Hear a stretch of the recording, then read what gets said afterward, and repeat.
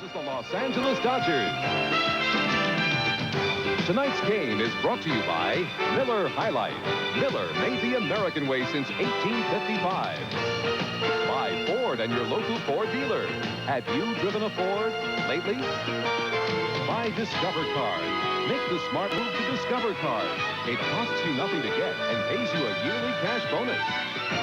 And by McDonald's. It's a good time for the great taste.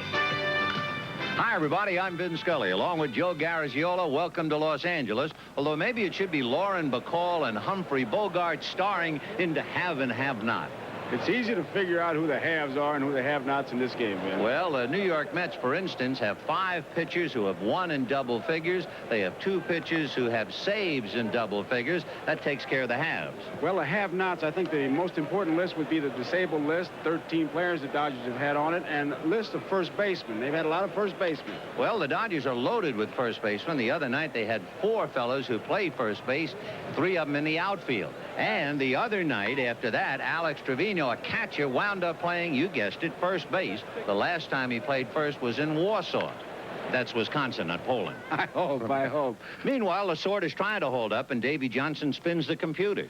Well, you know, in a game like this, though, the Dodgers are in the role of the spoiler. You like to knock off the team that's got such a big lead, and Davy Johnson has to try to keep his ball club with that thing called momentum because they certainly have a lock on it. You know, Davy Johnson spoke to a banking group the other day, and he said, you know, I love to sit in the dugout and look over at Herzog and Lasorda. They have seniority on me, but if they keep on going the way they're going, I will pass them very shortly. So I think he's enjoying the havoc that the Mets have been raising this year. Definitely. And he also involved the Mets in several fights and the Houston Police Department. It's quite a colorful ball club. And it should be quite a ball game tonight. We'll take a look at the starting lineups. We'll have a lot more. All coming up right after the New York Mets, who have won 3 straight and 2 in a row here at Dodger Stadium. They have hammered the Dodgers 6 straight, and they'll start off with Mookie Wilson in center field.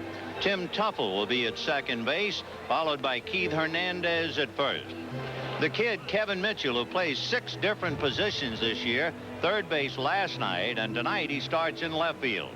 Darryl Strawberry in right field. Ray Knight returns to the starting lineup at third base. Ed Hearn behind the plate, spelling the injured Gary Carter, is on the DL. Rafael Santana, the shortstop. And the pitcher, former Dodger property, Sid Fernandez. The Dodgers now leaving their dugout and take the field defensively, led by their 23-year-old left-hander, Dennis Powell.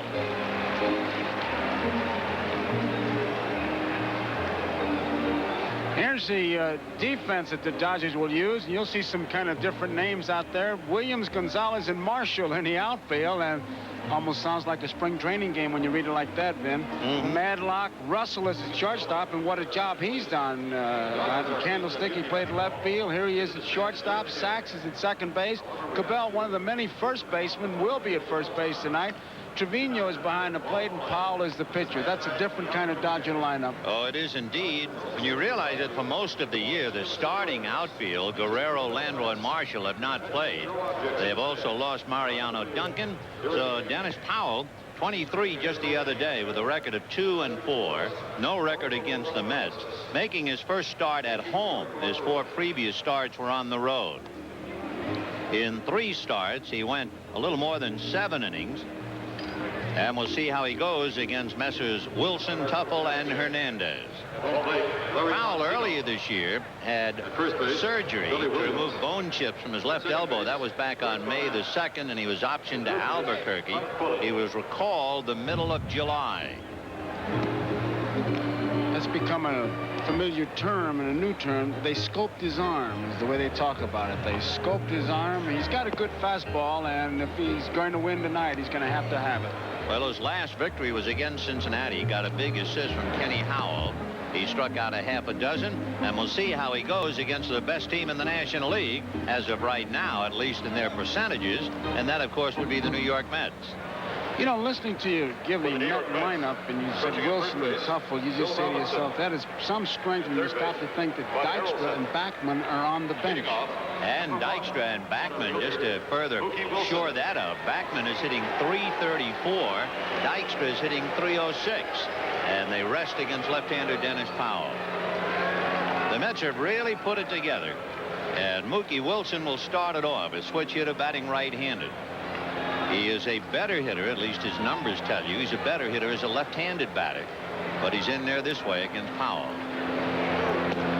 Ball one. We're not going to belabor the point, but the 5 o'clock start gives it shadows, a lot of brightness in the outfield. You're liable to see adventures on fly balls, hard to pick up. 1-0. And ball two, 2-0. There would be a distinct advantage because Sid Fernandez will throw harder than Powell. And in the next inning or two, Fernandez should have a big advantage over the hitters. That's a strike. 2-1. Wilson, Tuffle, Hernandez, and young Dennis Powell going to work. Big chopper to short. Russell caught in between hops and got him on a very close play. That thing really ate Russell up. He started to make a step in, tried to get the hop. That was a tough hop, all right. You'll see him in handcuffs. Him backhanded goes, but I tell you, he backed up just that half step, which made the difference. And Cabell stretched. And one thing about stretching like that, he had the glove out there. A lot of times a fellow will stretch and he'll put the glove next to his chest and he loses whatever he gains by stretching. But Cabell's been around the block a few times. So one away, and now Tim Tuffle, the batter. And if you talk about playing and trying to keep the outside world out of your mind while you're concentrating, Tuffle will have a problem. As you may or may not know, Tim Tuffle and Ron Darling received word of the indictment from Houston. And they have a date in court on August 29th, assaulting a policeman. That would really get into your concentration, to say the least. I tell you, with all the problems, there's Ron Darling. With all the problems off the field that almost everybody's had, it's almost that a scorecard should have designated lawyer or team lawyer on there.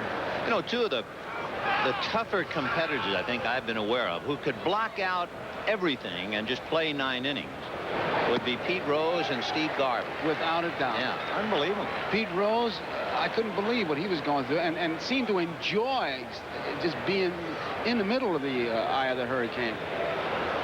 0-2 the count to Tim Tuffle. Ball one, 1-2. The New York Mets, a very interesting ball club. The formation starting when Frank Cashin got there in 1980 and ably assisted by Joe McIlvaine. They have quite a team. 2-2. There were 9 players from the amateur draft. They do not have any major league free agents. Then there were 10 players acquired by trades. And Davy Johnson and Mel Stottlemyre also have 5 undrafted or minor league free agents or a player released by the major leagues. Davy on the right is a computer specialist, and that's his pitching coach, Mel Stottlemyre. You know, another guy, too, Luke Gorman was with the Mets with all that. Now he's with the Red Sox. 3-2 is line to center for a base hit. So Tim Tuffle hangs one to center. Number 17. The reason we mentioned Gorman, too, is that if the Red Sox get against the Mets, there's a guy at a hand and 2 ball clubs. As we look at that pitch again, right down the middle, and Tuffle sends it back up the middle where there's the most room, and he's got himself a base hit. So Tuffle hitting .239. Singles to center, and with 1 out, the batter is Keith Hernandez. Hernandez, as usual, good numbers, a Gold Glove defensively, and a big man to have up there in the clutch.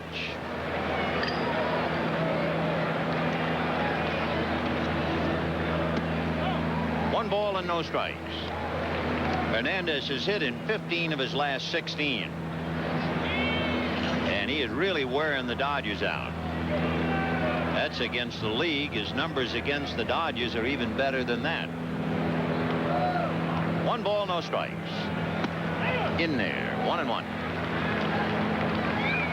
A good ball player tells you that in many ways. Look at Hernandez checking with the third base coach. Even if there's no play on, anything that the third base coach does will set up the thought in the opposition's mind, and that gives you a bit of an edge. You saw Buddy Harrelson coaching at third, Bill Robinson over at first.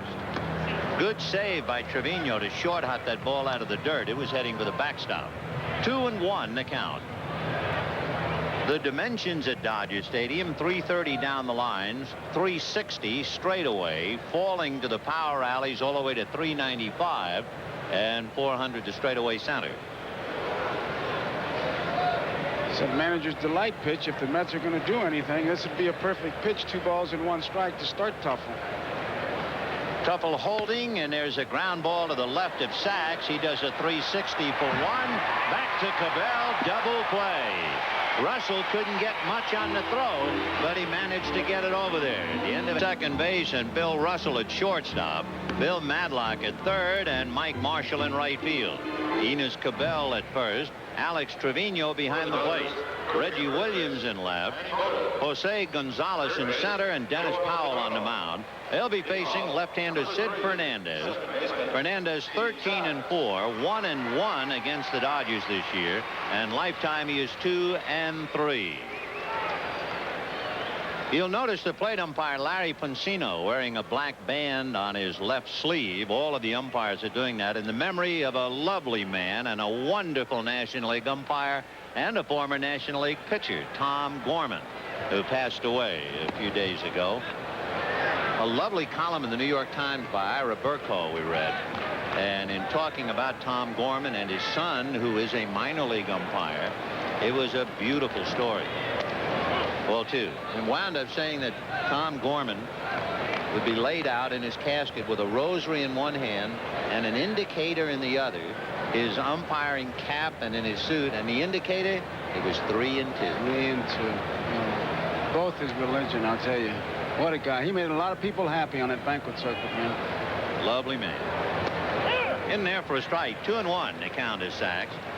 Sachs has been a very pleasant surprise for the Dodgers. He has done a lot more than they would imagine. One reason, he's learned to use the whole ballpark when he hits. Chopper to third, and Ray Knight is right there to nail him. 1 away. You know, if you'll take a look during the course of this game with Fernandez pitching, the catcher Hearn, until they get 2 strikes, will stay directly behind the plate. Davey Johnson wants him to throw strikes. If you get ahead, then you aim for the corner. And I always did believe that, because if you aim for the corner and your ball moves at all, you're not going to hit it.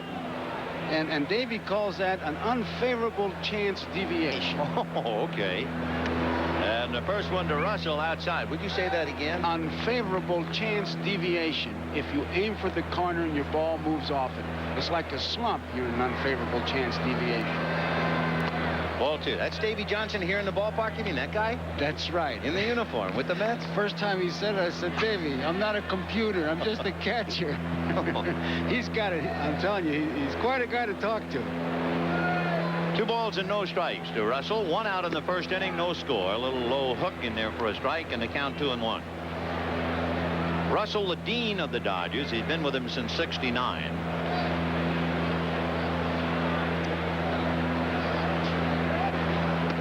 Nicknames are born. On the ball club, he was named Ropes.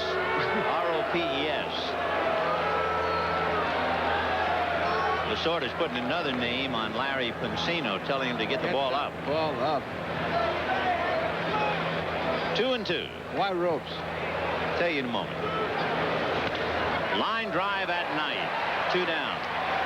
When Russell was a kid and he came up to the Dodgers, the traveling secretary, Lee Scott, said, son, I'm going to room you with Kenny Boyer so you can learn the ropes. And immediately a nickname was born. Ropes. So 2 down as the dean goes back to the bat rack, and the hitter will be Bill Madlock. Madlock has been a solid hitter, especially after the All-Star break. Of course, a guy who's won 4 batting crowns in a distinguished career figures to hit. 2 down, first inning, no score.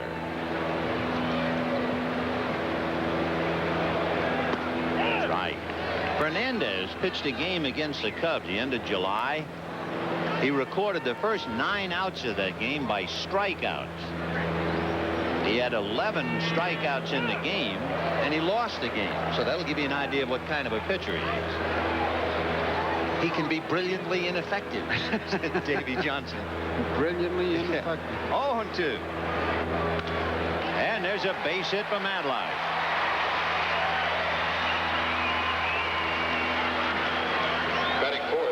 So Bill Madlock, as he becomes a senior citizen in the National League, in his early days with the Cubs in Pittsburgh, he was called Mad Dog. He was forever getting in fights with umpires. now he is affectionately known as Doggy, like they call Tony Perez. So from Mad Dog to Doggy. Well, here's a newcomer to the Dodger lineup. They haven't seen very much of him, Mike Marshall. That's one reason. The other reason is he is plagued by a bad back. Those 3 hits, that goes all the way back to the 4th of July. Mike's been on the disabled list with the bad back. 2 out, first inning, no score. Marshall the hitter and Enos Cabell on deck. Strike. You take Guerrero and Marshall out of your lineup, you don't figure to win. No. You know what? You just compare these 2 teams. Marshall has 50 RBIs. He is the only Dodger with 50 RBIs. The Mets have 4 fellas with over 50. The Red Sox have a half a dozen. It's a lot of firepower. Yes, sir. 1 ball, 1 strike. Sid Fernandez and Ed Hearn with an infield of Hernandez and Tuffle, Santana and Knight, Mitchell, Wilson and Strawberry in the outfield. A very hot day in Los Angeles. Temperature got up to around 100 degrees. 1-2. He really changed speeds well on that one. Marshall way out in front. He pulled the string, and you'll see Marshall way out. Mike Brito with that gun must have got him about 28 miles an hour with that one. Told him to pull over.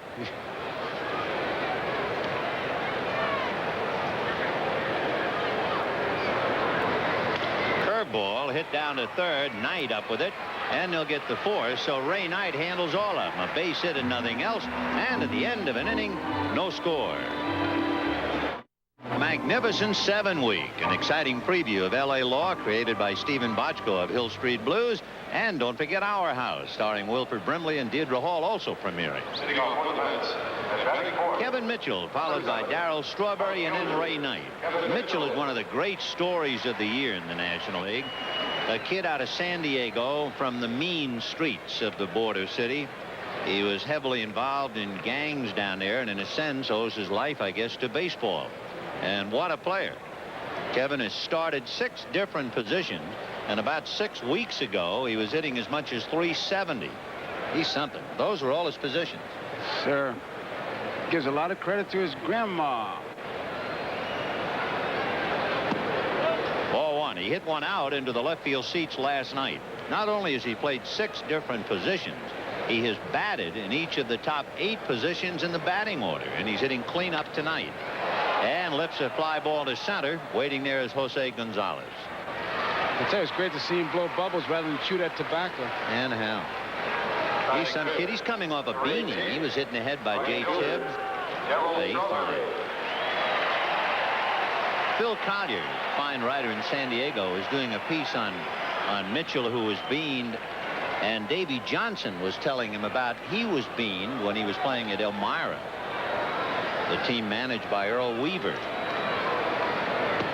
Strike. And Davy said he was hit right in the middle of the face, just under the nose. And for 2 years, he might be walking along the street, and all of a sudden he'd see the ball and he'd flinch. It's scary. In fact, you wonder, after a player has been beaned, how he would ever come back. I never was beaned, but I was catching when I saw Stan Rojek get it. It was scary. Oh. 1 ball, 1 strike. Fouled away. If Darryl Strawberry's helmet comes flying off, he is, like in boot camp, a skinhead. And the reason, Kevin, yeah, well, no, nothing intended, but Kevin Mitchell was going to give him a haircut, and they tell me the haircut didn't come out right, so he finally said, oh, the heck with it, and shaved it all off. 1-2. Slow roller to Sachs. I tell you, look at his head. Looked like he used a power mower on him. 2 down in the 2nd inning, and Ray Knight coming up. 22, third baseman, Ray Knight. Hey, what you meant? For Ray Knight, this is a very important year, and for the Mets, they're going to have to make a big decision about Ray and his future with the ball club. They have Knight, they have Howard Johnson, they have the kid Kevin Mitchell, and one of the brighter prospects in the minor leagues is a young third baseman. Right. Knight says, I'm just going to do my job, and it's up to them. That's about all he can do. 0-1 to count to Ray. 2 out in the 2nd inning. No score. The Mets last won in 1973. And if you remember that year, in August on this date, that team was 13 games under 500. There's a base hit into left field. And what the Mets did then was turn around and win 21 of the next 29 games and win the division. And in 73, they were the worst first-place team in history. But boy, not this time. Even the Mets in 69, the year of the impossible dream, they were 7 back of the Cubs on this date. And they went on to win 32 of the 43 remaining games. Went on to win everything in sight. So this year, it looks like they're certainly on their way to win, and they will not have to come from behind. They're going almost wire to wire. They've been in first place since the 24th of April.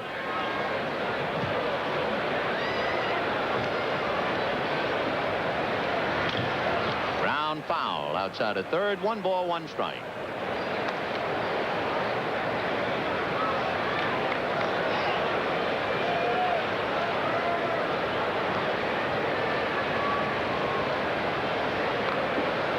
Young Ed Hearn getting a lot of playing time right now with Gary Carter sidelined with the bad thumb. Ball 2. It's interesting that Carter seriously injured twice to go on the DL. Once playing the outfield. 1976, he was in a collision in Montreal with Pepe Mangual and ripped up his thumb. And then this year he did it playing first base. Well, you see, catching must be an easy job. I'm going to tell you something. Catching is a safe job. It looks much tougher than it is, and you can oversimplify it by saying if you have good pitching, they'll strike out a lot of batters so you don't get hurt. If you have bad pitching, the ball will stop about 2 feet in front of you, so you're not going to get hurt that way. Just as long as your knees hold up, huh? Yeah, well, they'll hold up. They won't be recalled. 2 balls, 2 strikes. Ball 3. Hearn, who is asked to do a lot of catching now, ironically played twice as many games at first base than behind the plate at Tidewater. He's known more for his defensive ability. Although in the game we saw him in, he got a couple base hits, hit the ball hard in right center field. Well, we'll see what happens to it now. 3-2. Knight goes, and he hammers it to center for a base hit.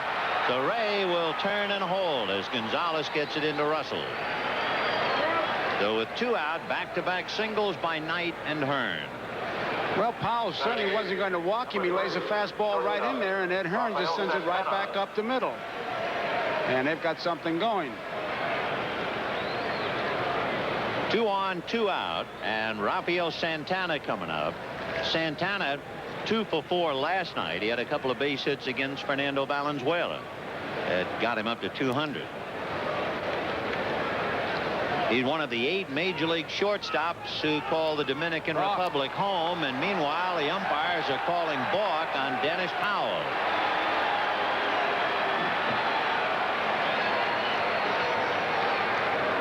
Can't pinpoint until I see it again and maybe miss it then, but it looked like one of those lack of concentration balks where he started to go and then just stopped. There it is right there, and now he stops. Oh, yeah. It's just lack of concentration. That's what it looked like. You see Trevino say, "What are you doing, man?" And Powell says, "If I knew what I was doing, I wouldn't have done it, man." Well, he's just 23. And now they will walk Santana and take their chances with Sid Fernandez. And even if the Mets don't score, what a big play that is, because you got Fernandez out of the way. He won't be there to clog up the baselines. However, I'll tell you, the Dodgers and most managers would give this kind of a walk very grudgingly.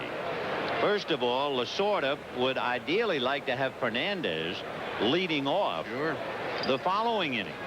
And Santana's not a hitter. You saw his average 200. He's hitting 160 with men in scoring position. However, Lasorda decides he'll perhaps try to help the kid pitcher out. The kid's upset enough, giving up 2 base hits with 2 out on a balk. So he figures, okay, you can get out of it against your opposite number. So we'll see if he does. Sid Fernandez coming up. Sid Fernandez has 9 hits and 2 runs batted in. The top Mets pitchers, as far as hitting is concerned, Aguilera,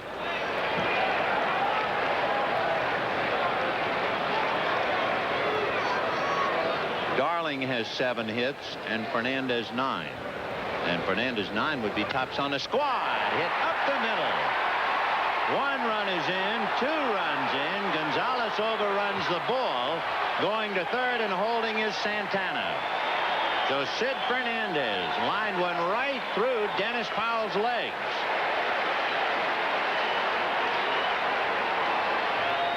Looked like a fastball right down the middle, and Fernandez did not swing that hard, just sent it back up the middle, and it's all Powell's doing. There it is, right through his legs. Gonzalez takes his eye off the ball, and whoops, forgot to pick it up. You know, the 3-2 pitch to Hearn, remember, he got behind Hearn after 2 were out. Knight got a base hit after 2 out, and then Hearn, 3-2, got a base hit. Santana, after the balk, gets the intentional walk, and you can see how trouble can build. Build indeed, and now Mookie Wilson takes him into left center. Gonzalez makes the circus catch. Oh, what a play by the 21-year-old kid. Oh, set this one in your ring after making an error on the previous play. A sensational catch it is. Not only does he time it perfectly, but watch now as we roll it where his glove lands after he catches the ball. Many times that'll jar loose, but look what he does. He clamps it, lands on it, almost like it was rubber on him. And that, to me, was just icing on the cake. You know, he's only 21 years old, but Jose Gonzalez started as a professional ball player in the United States at 16. He's from the Dominican Republic. 16. He's been playing a long time over here. You know what he's thinking about now, that error? Oh, yeah. Because he's a good ball player. And why did I do that? Something, you know, you make an error, and the next thing you know, a circus catch. And here is Enos Cabell, followed by Alex Trevino, and then Reggie Williams. 2-0 Mets. Fouled away.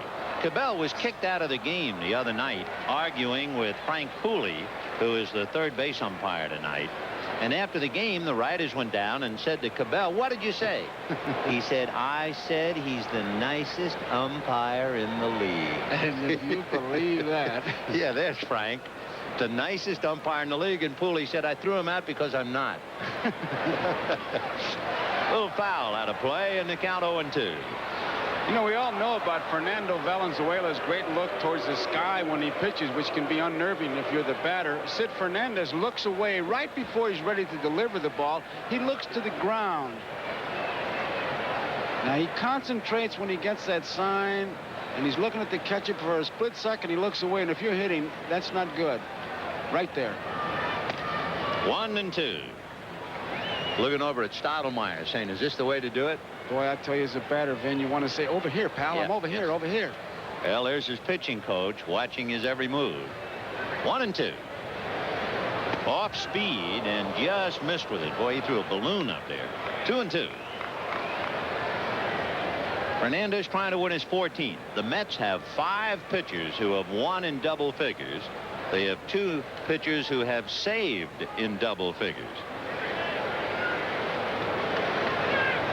Off speed and another change. When a guy can throw that hard and he changes speeds, I'm telling you, you can feel the pressure on your shoestrings. Well, there's a quintet of 5 double-figure winners, the only team in the majors. Remarkable group. And, of course, Roger McDowell, along with 12 wins, has 14 saves.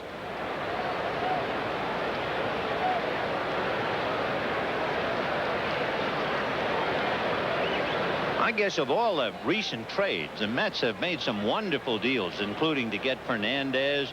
And remember, they traded Lee Mazzilli and got Ron Darling and Walt Terrell. Maybe the only trade the Mets have made that didn't pan out in a while was the deal that sent Mike Scott away. And Scotty's just about the top pitcher in the league. They got Danny Heap, who has done a good job, but that's the only trade you could really debate about in recent times. Every club has made trades they just as soon forget about. 3-2. 2-0 Mets, second inning. Foul back. A pattern has been established. In the first game, the Mets got out in front 5-0, and the Dodgers got it to 5-4 and lost. Last night, the Mets got out in front 4-0. The Dodgers tied at 4-4, and the Mets went on to win 6-4. And the Mets jumping out in front again tonight. 2-0. Fouled away, out of play.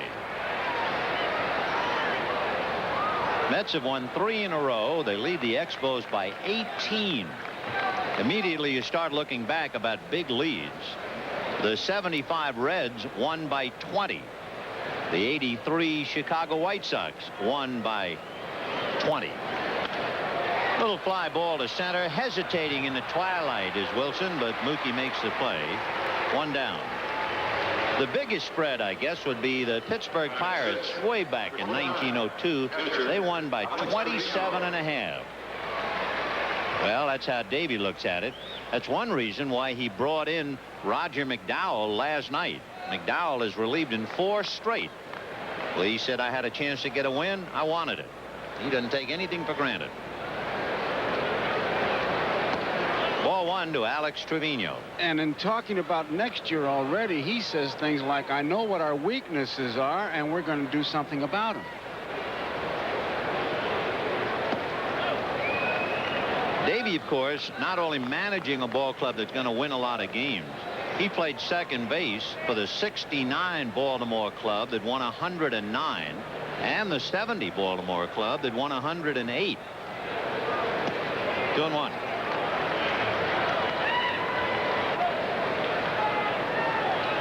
The Mets, and it's really interesting when you start talking about how many games they might win.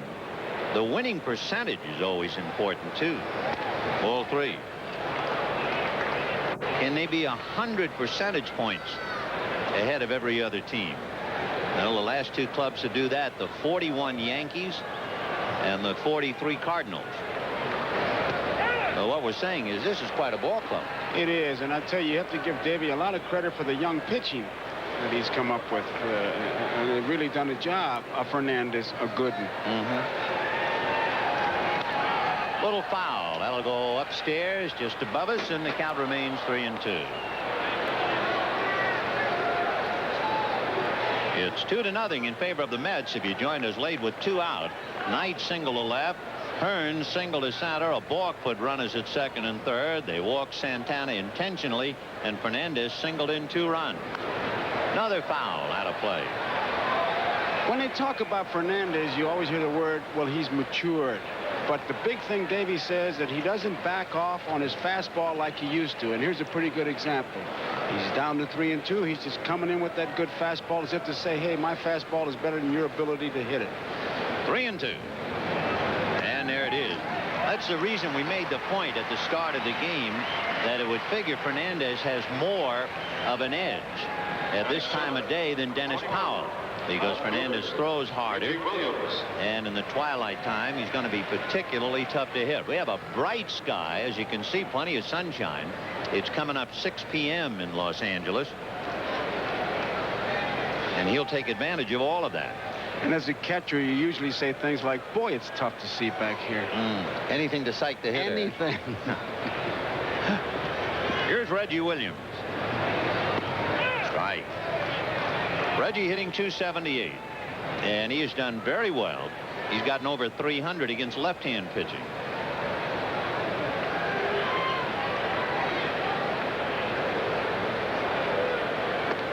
Big, slow breaking ball. 1 ball, 1 strike. We pointed him out before. He's a fixture here. See the gentleman in the dark blue sports shirt and the white Panama hat with a cigar and holding in his hand? That's Mike Brito. You could hit 300 with that cigar, and he'll use that speed gun. 1-2.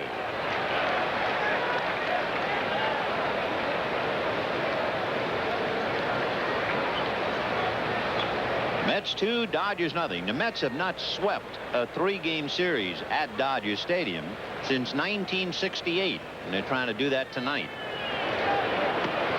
And that takes care of Reggie. The only surprise so far, that's only the first strikeout for Fernandez. And it'll bring up the kid who made the error and then followed with the great play against Mookie Wilson, young Jose Gonzalez.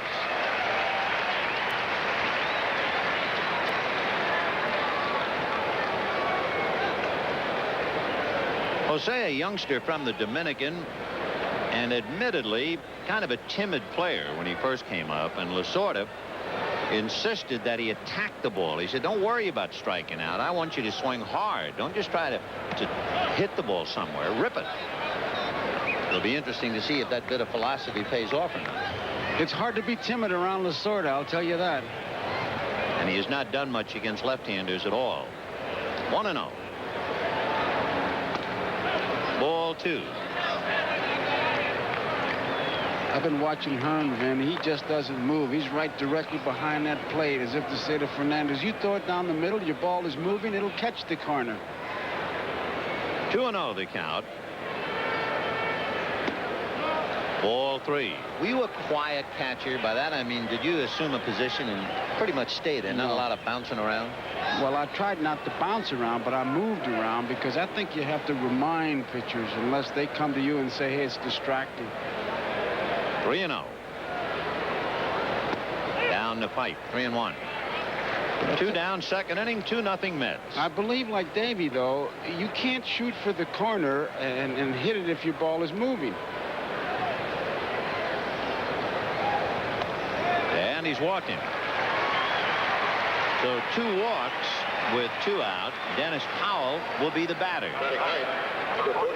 Now Fernandez got a base hit to drive in 2 runs. Dennis Powell has 3 hits, no RBIs.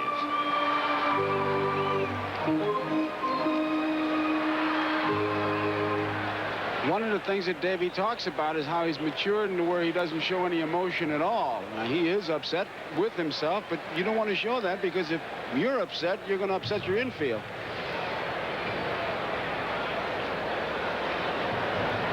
Obviously, they've switched signs, and Sid wasn't too sure of them, so he said, well, I think we'll use the second sign or the third sign or whatever. They're not as complicated as they look. Talking about making things uncomplicated, Dennis Powell is batting right-handed, and he has always been a left-handed batter, but he's decided to go the other way against Fernandez. Let's see if he has a right-handed swing. Could it be that they told him, we want to protect your right arm and keep it away from the pitcher? If you get hit with the ball, it'll be your left arm? But that's not good. No, not with him. He has the wrong arm out front. That's right. Yeah. Mm-hmm. No, he doesn't have a right-handed swing. He doesn't have a right-handed swing. 0-2. Watch his back foot, too. He's not really in there. Now, the back foot is going to kind of come right out of there. See it? That's not much. No, you're not driving that ball swing like that. Okay, we'll try left-handed next time. 2 men left on, and at the end of 2 ball, it would make it virtually impossible for the Expos to do anything if the Mets play better, and I certainly think they will. It's a question now, as we said earlier, just how many they will win. And remember, Davey was on 2 clubs that won 108 and 109, and he'll go to the whip to keep the intensity. And I'm sure that's part of the conversation. How many can we possibly win? The winningest team, the Cubs, won 116. Then Cleveland, 111. Pirates and Yankees won 110 way back when. He's got himself a club, and we'll see just how far he can go. Ball 1. Tim Tuffle, followed by Keith Hernandez, and then Kevin Mitchell. Tuffle a base hit in the first inning. Chopper to the right side. Bad hop. Boy, did that kangaroo over the head of Steve Sachs. So Tuffle 2 for 2 thanks to the bad hop single. Looked like Sachs was going to have an easy play. He's got it all the way, and then whoops, there she goes. He can't believe it. If you're an infielder on a ball like that, the first thing you do is run your tongue along your teeth and think of what might have happened. That's right, especially if you like corn on the cob.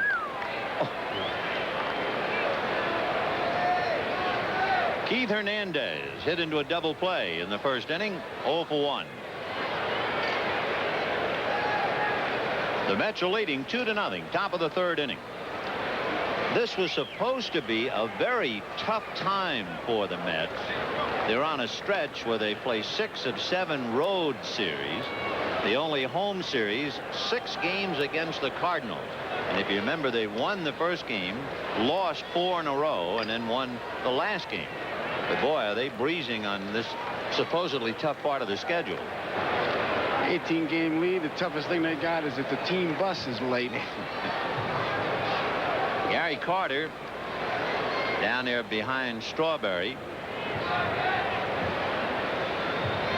1 ball and no strikes to Hernandez. And there goes the runner and the hit and run foul ball into the far end of the Dodger dugout.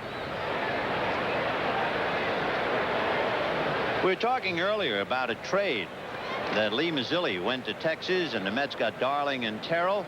Then they traded Terrell to Detroit for Howard Johnson. Well, Terrell's in the news. Through 6 innings, he has a no-hitter against the California Angels. We had a near miss today.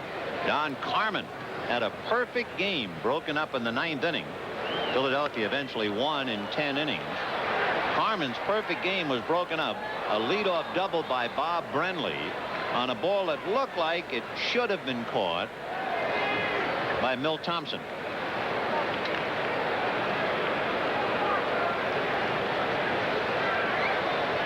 One and 2 the count to Keith Hernandez.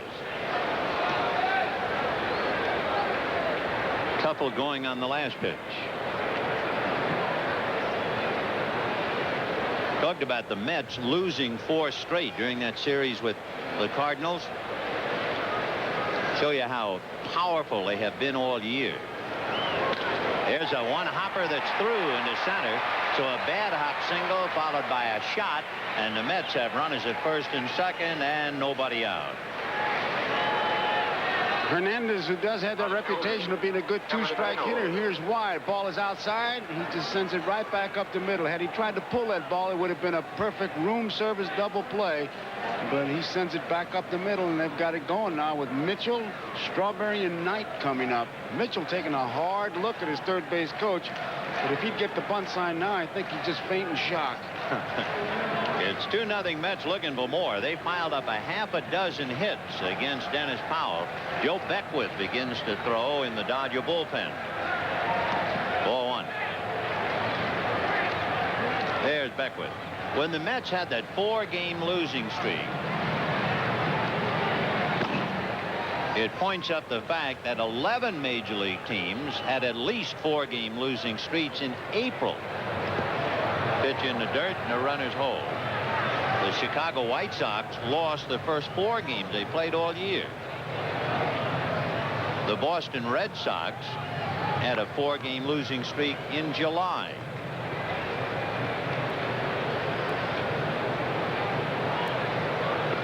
Of course, anytime a ball club does not go into a severe nosedive, you know it's got some solid pitching.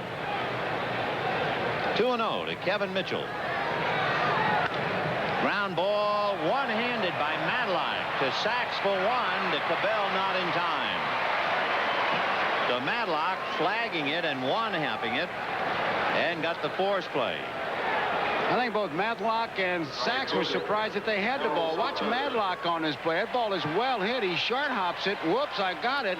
Now Sachs takes a little bit extra because he's not sure. He's got it right there, and now he gets a good grip on it, but it's too late for the double play.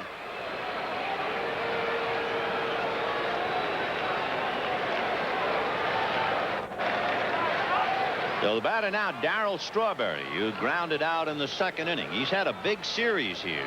A local boy coming home. Against Oral Hershiser, he had a single and a monstrous 2-run home run. Last night, he had 2 singles, a double, and a walk. Against Hershiser, Joe, he got a high changeup out and away, and he hit it into the left center field bleachers. A high change. Oh, what a shot. You have to generate your own power when you hit him that far the opposite field. I'll say one thing, Vin. He's got to be the best dressed player in the batter's box with those nice gloves that he has on. He'll look nice when he gets on base. He didn't have wristbands. They're almost forearm bands. Throw down to third. Close, but no cigar. Tupple back to the bag. Mitchell holding at first. And the count to Darryl Strawberry, 1 ball and 2 strikes.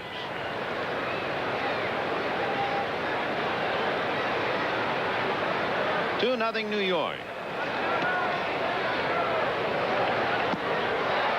And the breaking ball down and away. That takes care of him. He's out of the strike zone, a big breaking ball, and Strawberry really didn't have a good cut at it at all. He's completely fooled by it. Whoops. Had that married man stance there, the left-hander. With 2 out, the batter now is Ray Knight as Dennis Powell tries to fight his way out of a jam, and he's been victimized by the bad hop. The bad hop should have been an out. He'd be out of the inning. So Steve Sachs also knows about being the victim of the hop. 1-0, the count to Ray Knight. Tuffle at third, Mitchell at first, and a base hit to center to make it 3-0. All year long, Knight has been a big hitter with men in scoring position, and it continues for him. The Knight picks him up, 3-0 New York, and the bad hop single by Tuffle is cashed in.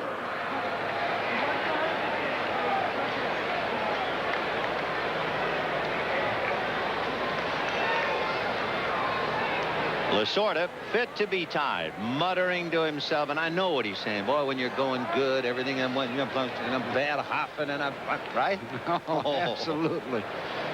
With a few bleeps in there. Oh yeah. Ed Hearn's single to center in the second inning was balked to second and came home on a base hit. Hitting .282.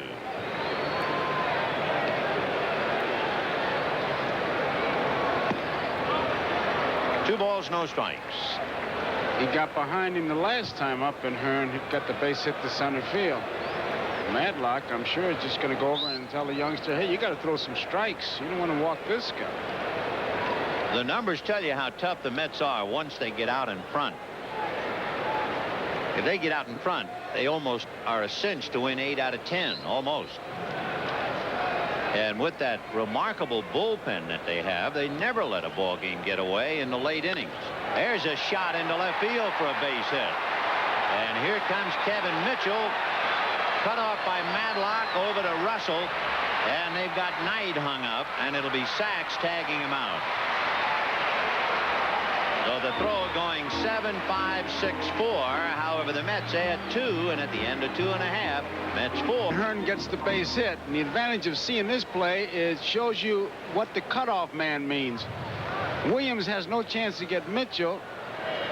Madlock cuts it off, and Ray Knight is in no man's land. Leading off for the Dodgers, second baseman. One throw by Russell, and that's executed perfectly, but it cost him a run. So it is 4-0 Mets. That means for 3 nights in a row, the Mets have jumped out to a 4-0 lead. By the way, Walt Terrell retired the Angels in the 7th without allowing a hit. So Detroit comes up in the bottom of the 7th inning. Terrell, the ex-Met, and the ex-Ranger, still working on a no-hitter. Fouled away. 1-1. Got Hearn solid, but he's not even. Yeah, he's checking his mask. Now he is. Yeah, that'll fog your glasses. It's a little tough, too, catching with glasses. Oh, watch his ball goes right off his mask. Don't. Remember years ago, Stan Lopata used to wear glasses that were tinted because the lights bothered him at night. Ball 2, 2-1. Stan, the big, likable catcher for the Phillies. Was he strong? Oh. Sachs grounded out in the first inning and fists one foul. 2-2. The Dodgers have done a complete about-face. Last year, they were a very successful road club. In fact, last year, the Dodgers went into first place on the road.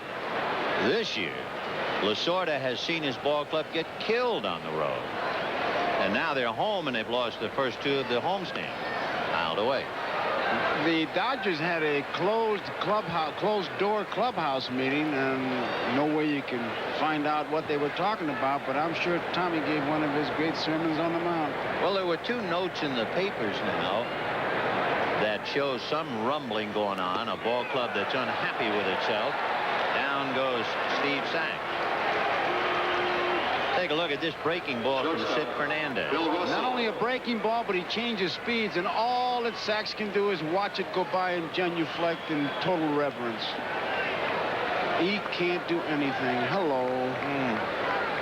And Bill Russell will be the batter. Ball 1. The two items in the paper, one said that Mariano Duncan was annoyed over a writer's accusation that he took too long to heal from a bad ankle. So the other night when he was hit on the foot by a throw, he didn't tell anybody and played on the bad foot, aggravated what turns out to be a fractured bone, and he's out for maybe the year. 2 down.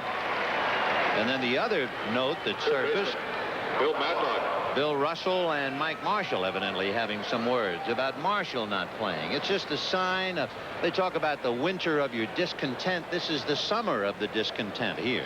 Ben, I've been on both type ball clubs. When two ball players get into it, if you're on a winning team, that is aggressive spirit. If you're on a losing team, it's dissension.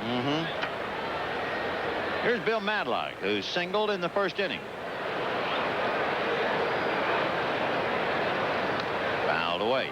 Once again, we'd like to remind our viewers we'll be selecting the NBC Miller Lite Player of the Game at the conclusion of the ball game.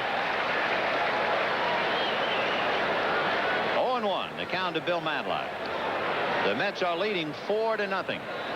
They picked up 2 runs on 3 hits in the second inning, added 2 more in the third at the expense of Dennis Powell.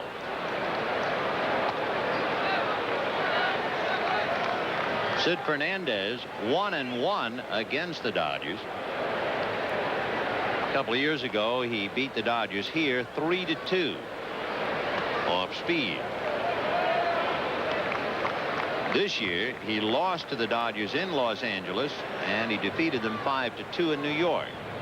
So 1-1 this year, 2-3 lifetime. 3-1.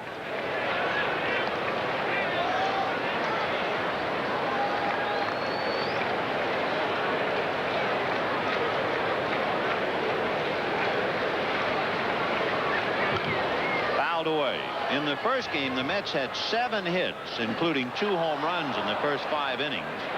Last night, they had 8 hits in the first 4 innings, and tonight they have 8 hits in the first 3 innings. So they have really jumped out on the Dodgers from the opening pitch. Got him, and he blew him away with a fastball. 4 strikeouts for Sid, and at the end of 3, 4-0 at the end of 3 innings, so they go to the bullpen and bring in Joe Beckwith to pick up for the young left-hander Dennis Powell. Beckwith with the Dodgers wound up with the championship Kansas City, then went over into the minor leagues for Toronto at Syracuse. The Dodgers picked him up and brought him back. And Joe's been a little rocky since coming back. He's been scored on in 4 of his 6 outings, and he has allowed 4 home runs in a very short span, 5 2/3 innings. So we'll see how he goes against Santana, Fernandez, and Wilson. Leading off for the Mets. You know, we were talking before about the grumbling and about a writer and a grumbling in the dressing room. Down through the years, there have been classic confrontations amongst players on the same team. The first one I ever heard about, Frankie Frisch used to tell a great story about the 2 Dean brothers and Joe Medwick with the Gas House gang. And here's Santana. Strike. Medwick made an error, allowed a run, and when he came into the bench, Dizzy said, how can you win when you got a guy playing left field on roller skates? That upset Joe. 1-1. He hit a 3-run homer. He came in. He says, there, you big mouth. You run back and 2 more to boot. And with that, Diz started after him. And Paul, his brother, got up to help him. Joe grabbed the bat. He said, you both come at me. I'll split both of your heads. 1-1.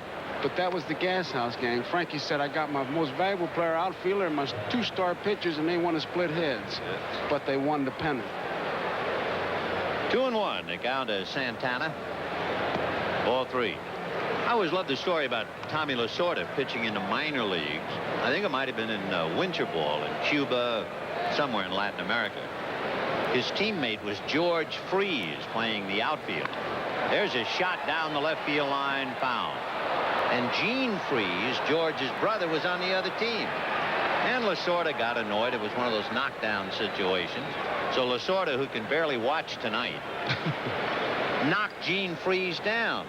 And then knocked him down again. And Freese comes out to the mound. And Lasorda's all set to wind up, throw a haymaker, and somebody's on his back hitting him on the head.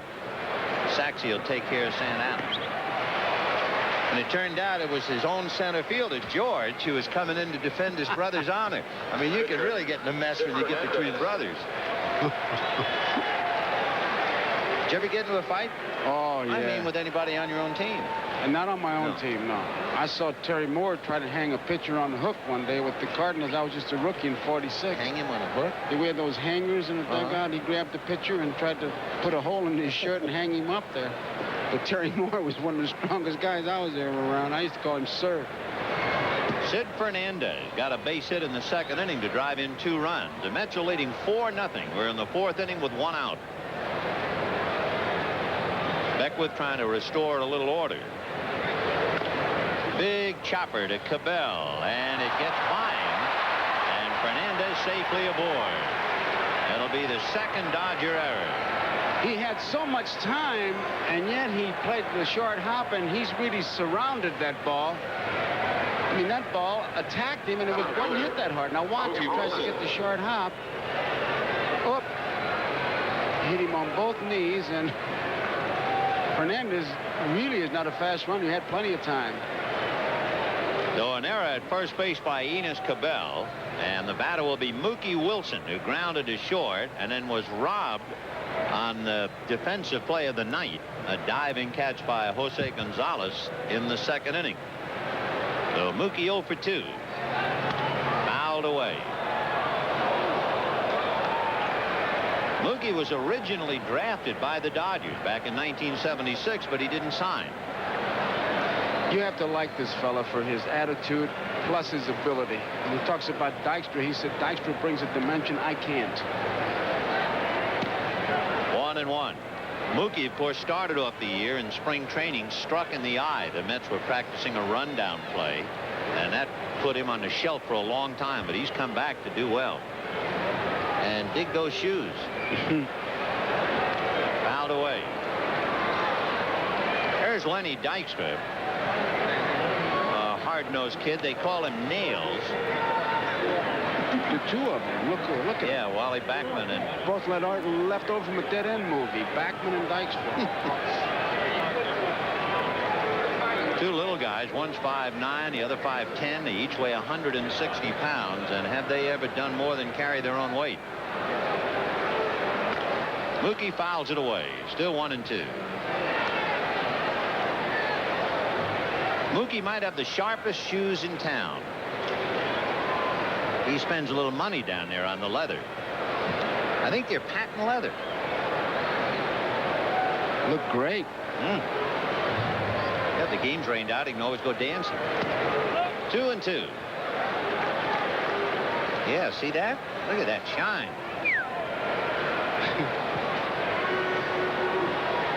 Gotta look nice. Way to go, Mook. Way to go.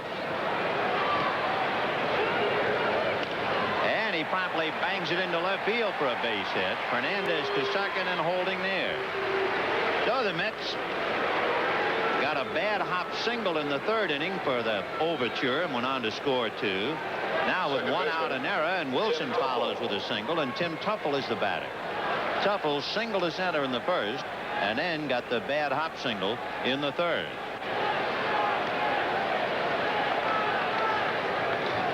Four runs, 9 hits for the Mets. We're only in the 4th inning.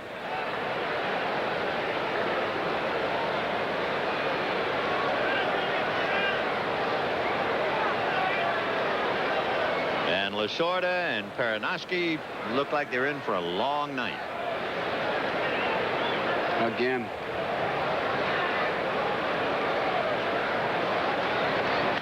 And there's one into left field. Reggie Williams has to have it fall in front. Tries to get a force, but can't, and the bases are loaded. The ball looked like it was hit off the handle, but it didn't look like it was going to be caught, and all of a sudden Reggie stopped, and the bases are loaded. I'll tell you one thing, as far as Tim Tuffle is concerned, he's having a big night in the box score.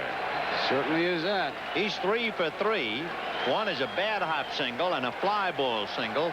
With one of the oldest expressions in baseball, they all look like line drives in the box score. So the bases are loaded. 1 out, and Keith Hernandez the batter. Tim Tuffle Happy as a clam down there at first. Wilson at second. Fernandez at third. I think he was able to block out the news from Houston. Yeah, he wasn't worrying about his recent trouble along with Ron Darling. Fouled away.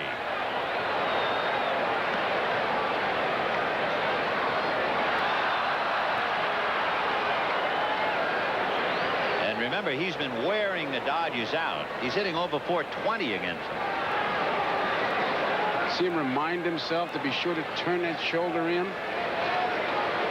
0-1 to Keith. Fernandez, Wilson, and Tuffle out on the line. 1-1. The mark that his father saw and told him about, he was not able to see any of the number when he took his stance ready to hit. His father watching it on the satellite dish out in California, told him in Atlanta he went on a tear and watches it all the time. See, you can't see the number. Now when he gets set, you'll see the number.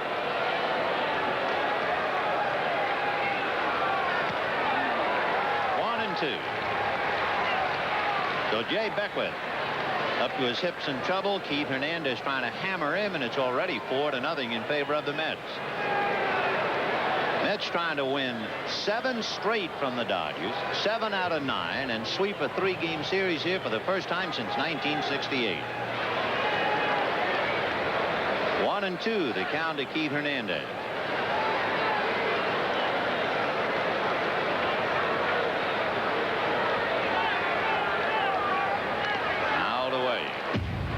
Of course, the Dodgers can thank their stars. They have had so many successful years. For instance, the last time the Mets won was 1973. Since that time, Guerrero, Mota, and company, well, they've seen the pennant flying. They've won in 74, 77, 78, 81, 83, and 85. So they're going to have a bad year. They've at least built up an awful lot of good ones before it. Just off the corner. 2-2. Boy, he started to go for that pitch. It was a good pitch by Beckwith and just great bat control by Hernandez. Trevino on the outside corner, and he starts after it and just holds it up. Whew. So the base loaded, 1 out. Beckwith going 2-2 on Hernandez. Missed again away. Well, the pitcher's moment of truth. Full count, bases loaded. Better remind those runners only 1 out. Sometimes on a base on balls, you'll see that guy from third start in. Fernandez at third, Wilson at second, Tuffle at first. 1 out. Fouled away.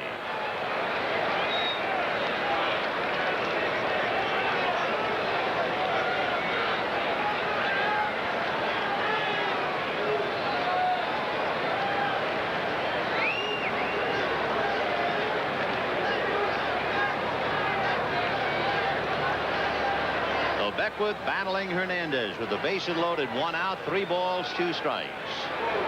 Fouled away again. Friends, the last we heard, Walt Terrell is pitching a no-hitter now. Detroit in the bottom of the 8th inning leading 2-0. When Terrell goes to the mound in the 9th inning in Detroit, working on that no-hitter, we would like to share all the excitement with you. We want you to be right there in spirit at least, and we're not going to miss that opportunity. So when Terrell goes to pitching, we'll go to Detroit. He has a no-hitter through 8 innings. Line drive into right field. In comes Fernandez. In comes Wilson. Tuffle to third. 6-0 Mets with a string of deuces on the scoreboard.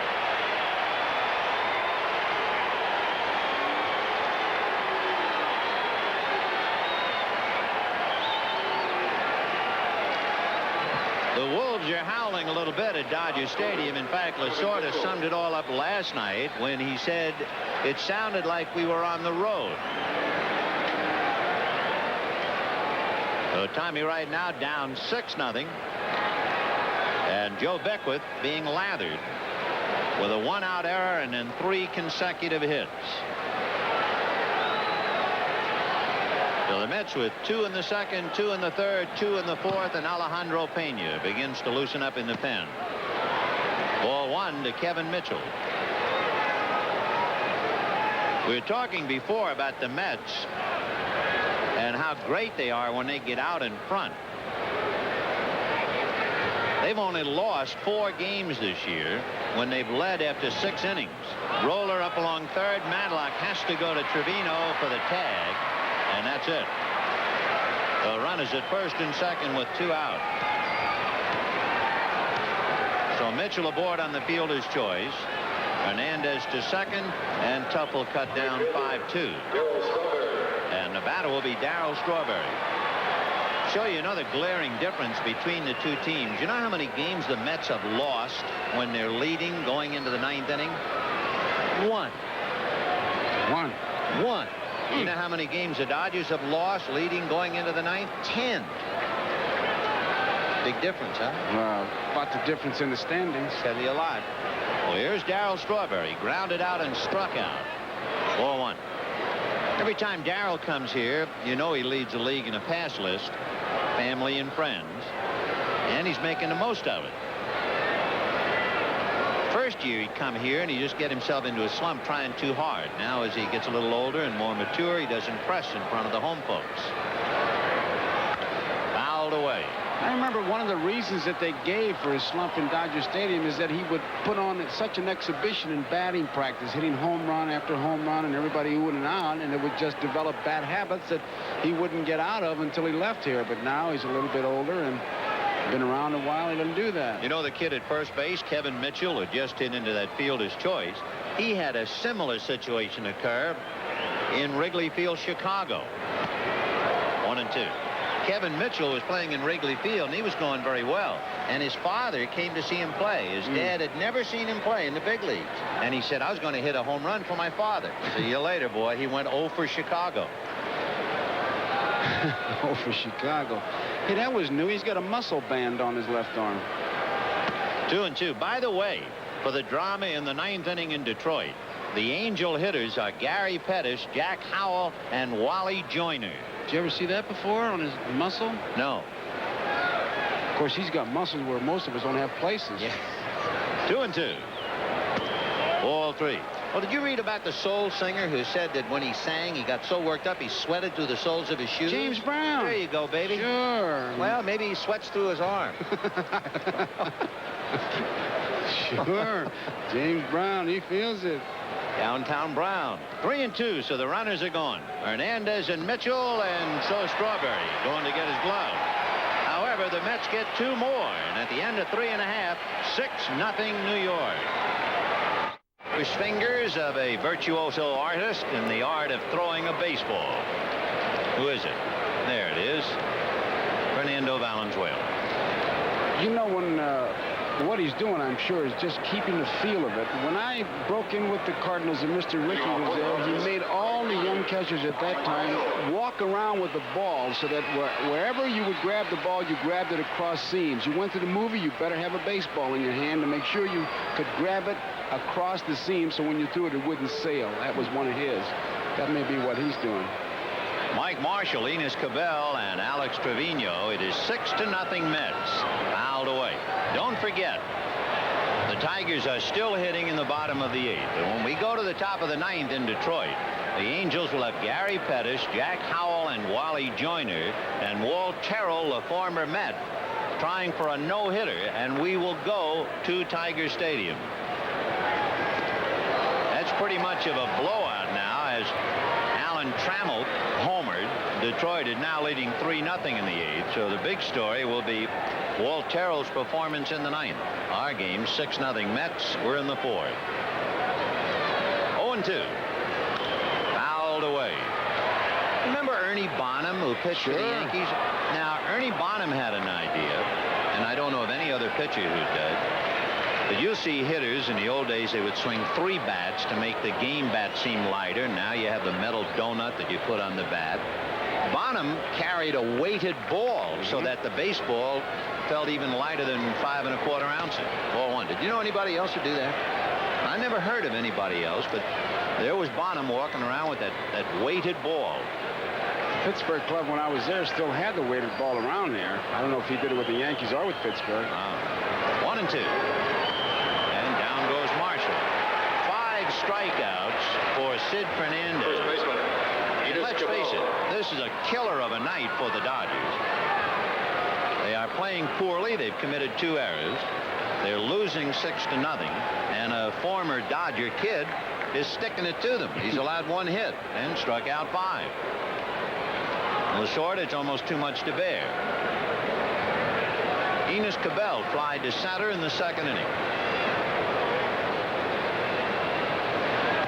0-1.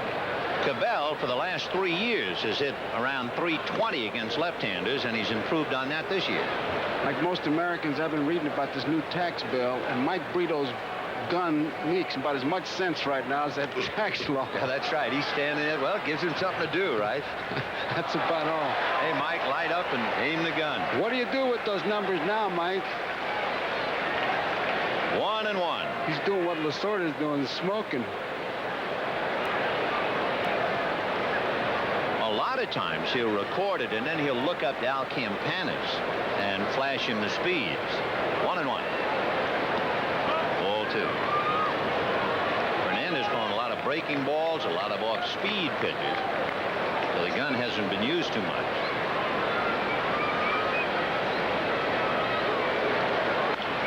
Fly ball to left field. Coming over for it is Kevin Mitchell.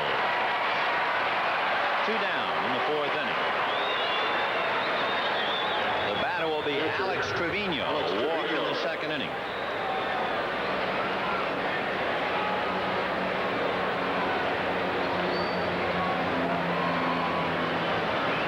Trevino in his career, a catcher of course, but he's played 3rd base, he's played 2nd base, spot in the outfield, and the other night, for the first time in the big leagues, he played 1st base. He's a youngster from Mexico, married, lives in New York City. And I said, I'm amazed that you live in New York. Fouled out of play. Oh, no, he said, it's a wonderful city. There's a marvelous educational system. The kids get a very good... He went on and on and on. I said, that's amazing. I said, where's your wife from? He said, New York. Aha! Now you know the rest of the story. Oh, okay. It's like Frank Howard telling me why I lived in Green Bay, Wisconsin. Went on and on and on.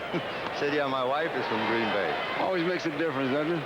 1-2 to Alex Trevino. It is 6-0 Mets. We're in the 4th inning. And we're really vamping, waiting for Walt Terrell to go the mound in Detroit. 2-2.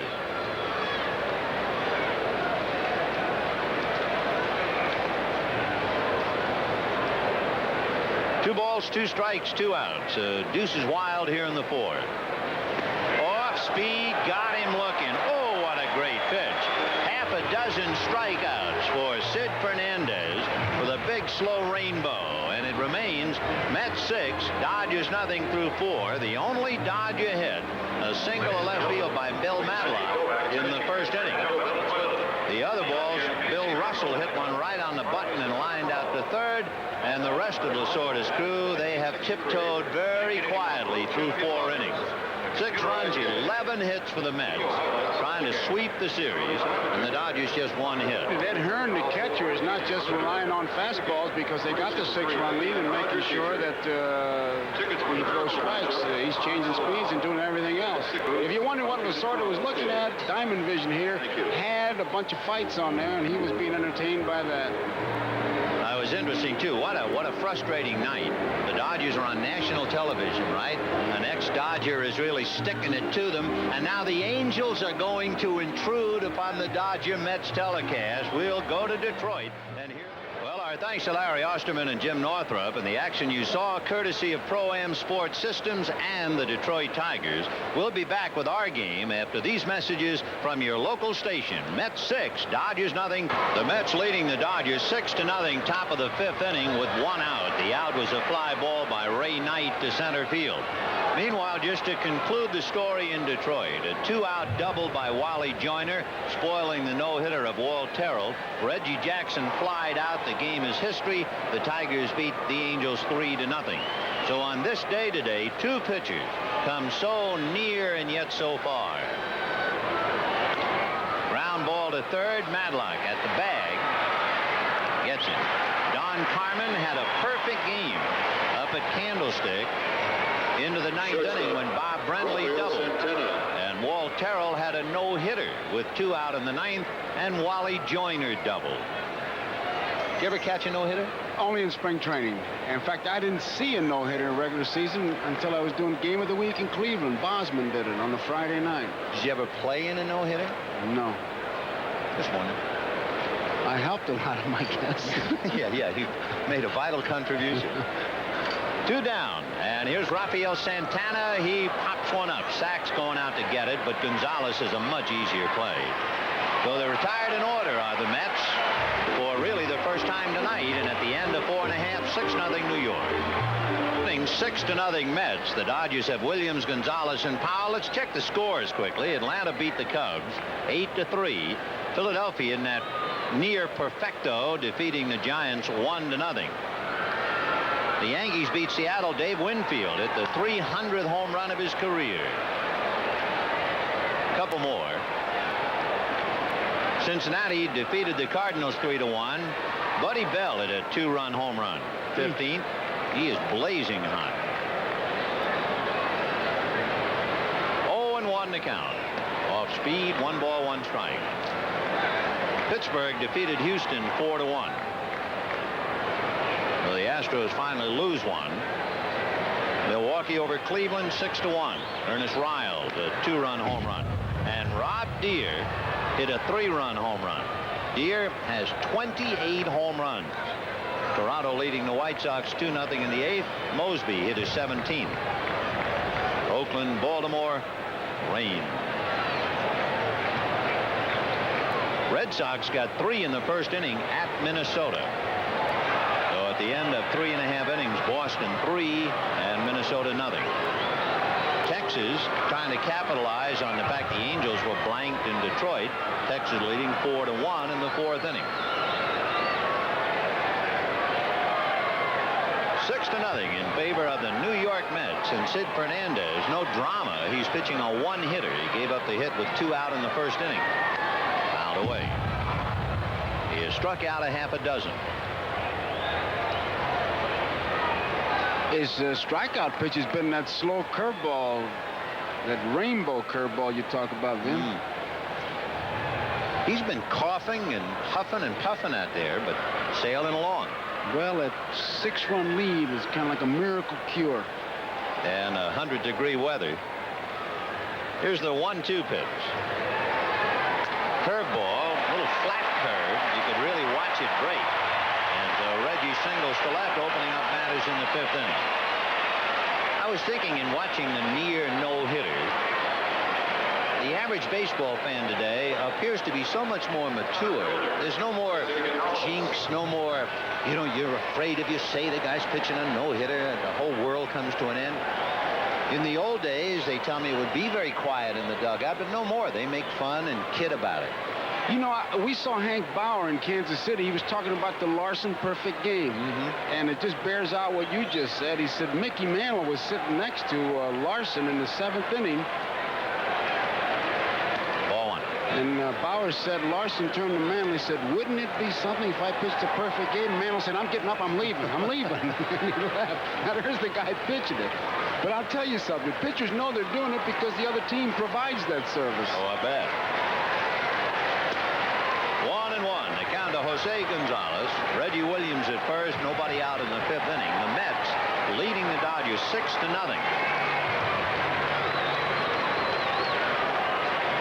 The Mets, of course, with a particularly strong bullpen. Hop fly. Digging out is Tuffle. Coming in is Mookie. It'll be Tuffle. 1 away. Sid Fernandez working tonight has completed 2 of 23 starts. And Jeff Hamilton, a youngster, will come up and hit for Joe Beckwith.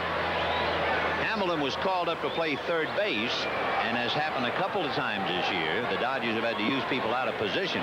Last night, Hamilton played shortstop, and so Joe Beckwith calls it a night. For the pitcher Beckwith, number 33, Jeff Hamilton.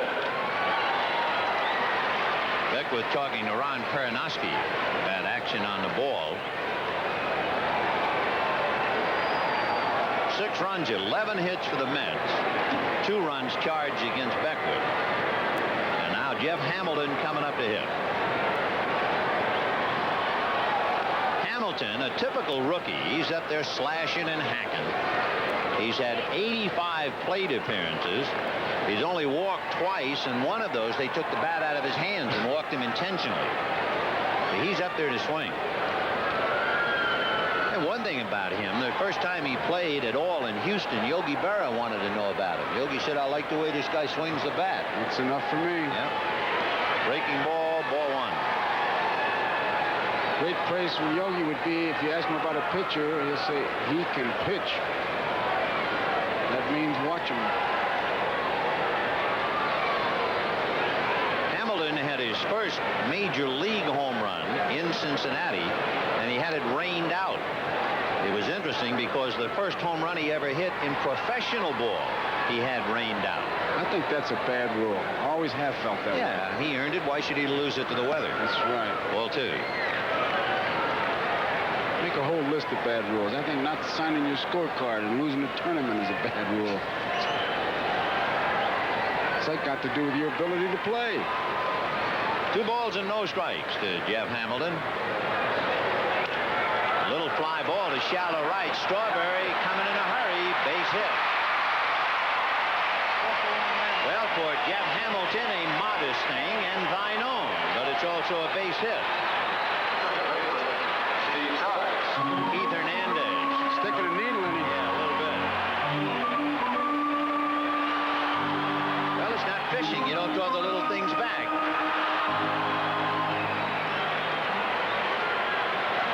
He thinks it's going to be caught. Reggie does. He's just dancing along. Whoops, it drops. I better get to second base. And he does. I don't think Strawberry was able to pick it up that quickly. So first and second and 1 out in the 5th. 6-0 Mets. And here's Steve Sachs. Strike. As we mentioned earlier, the pattern has been established. In the first game, the Mets led 5-0 and the Dodgers came back with 4. Last night, the Mets led 4-0 and the Dodgers came back with 4. Tonight, the Mets lead 6-0 in the 5th. And it's hit down the right field line, slicing in the corner. Base hit. Reggie Williams will score. Hamilton stops to third on a double by Steve Sachs.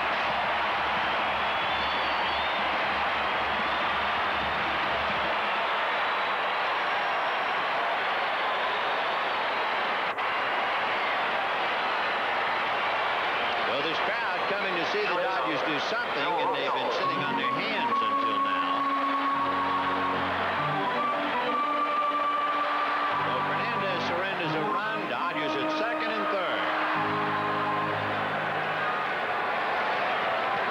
Bill Russell lined out to third and popped to short.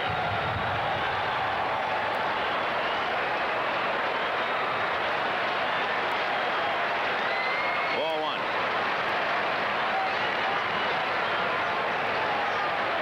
Second and third, 1 out, a run in the 5th. 6-1 New York, and Davy Johnson wondering, is it going to happen again?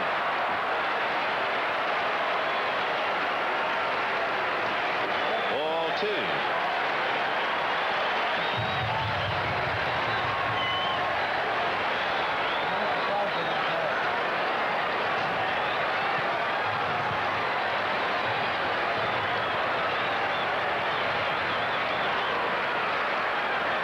Ball 3. Well, certainly they don't figure to let Russell swing 3-0. He has not hit a home run in over 3 years. He's actually gone well over 900 at-bats without a home run. He's up here now, 3 balls, no strikes, and first base open. They had him taken 2-0. On deck, Bill Madlock. That's in there. Hey, I'd have him taken right here. No reason not to. Russell playing a lot and is definitely tired.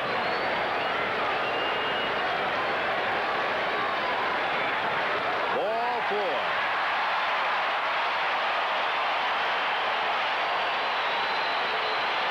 Well, the bases are loaded for Bill Madlock.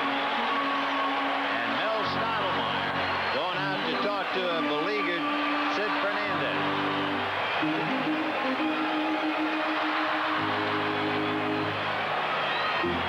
Everybody telling him pretty much the same thing. Just throw some strikes. They're trying to get him to... Well, I guess they want to kickstart him once again the way he started out. You get a 6-run lead, you have a tendency maybe to lay back and say, well, I can turn it on when I have to. Well, this is one of those times that he has to. Davey Johnson knows that Fernandez is a strikeout pitcher. He leads the Mets in strikeouts, but he is also leading the Mets in walks. He has 150 strikeouts, and he's in the 70s in walks, so his ratio is 2-1. Here's Madlock. Ball 1. Madlock has been the Dodgers' #1 hitter all year with runners in scoring position. So they got the right man up there. 6-1 Mets, 5th inning. Bouncer over the mound behind second. Tuffle underhanded to Santana. Second out. Hamilton scores. Mets lead 6-2. That was good positioning because the ball was right back up the middle, but Tuffle was playing him to pull, and he's able to make the play. I mean, it is directly over Fernandez's head. Tuffle, cheating towards the bag, has to really wait for Santana and make sure by giving him a good underhand toss, showing him the ball all the way. And now a struggling Mike Marshall comes up with the Mets leading 6-2. Runners at first and third for the Dodgers, and Marshall has hit into a force play and struck out. Ball 1. Marshall leading the Dodgers in RBIs with only 50. Back in 1967, Ron Fairley led the club for the year with only 55. Tom Haller led the club in 68 with only 53.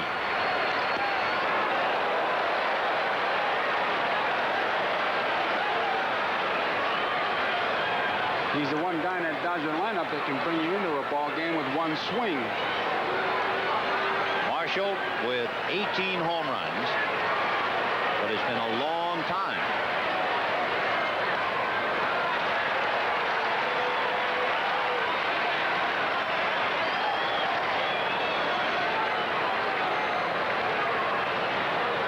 Two and 1 to Marshall. His last home run came against Dennis Eckersley.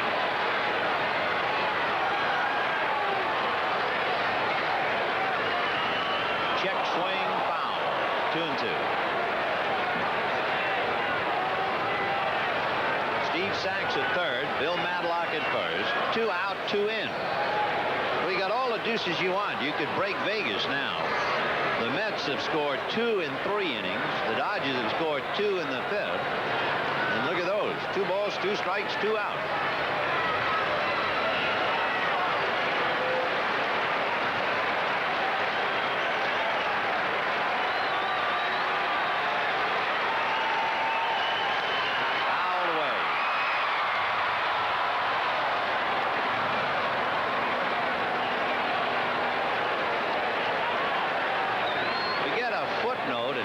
In a footnote to the Detroit drama. Walt Terrell had a no-hitter with 2 out in the 9th, and Wally Joyner broke it with a double. On June the 16th, Charlie Huff had a no-hitter in Anaheim, and Joyner ended that no-hit bit in the 9th inning. 2-2 to Mike Marshall.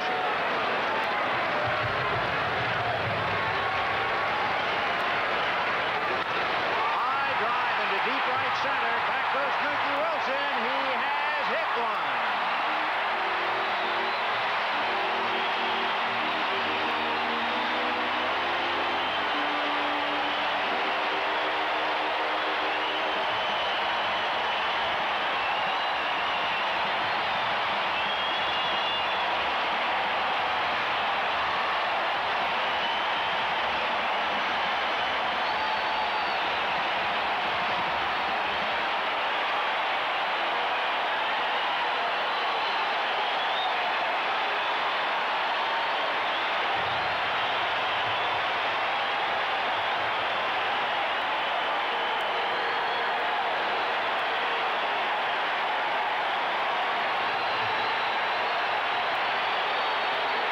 It's been so long, they want him to take a curtain call.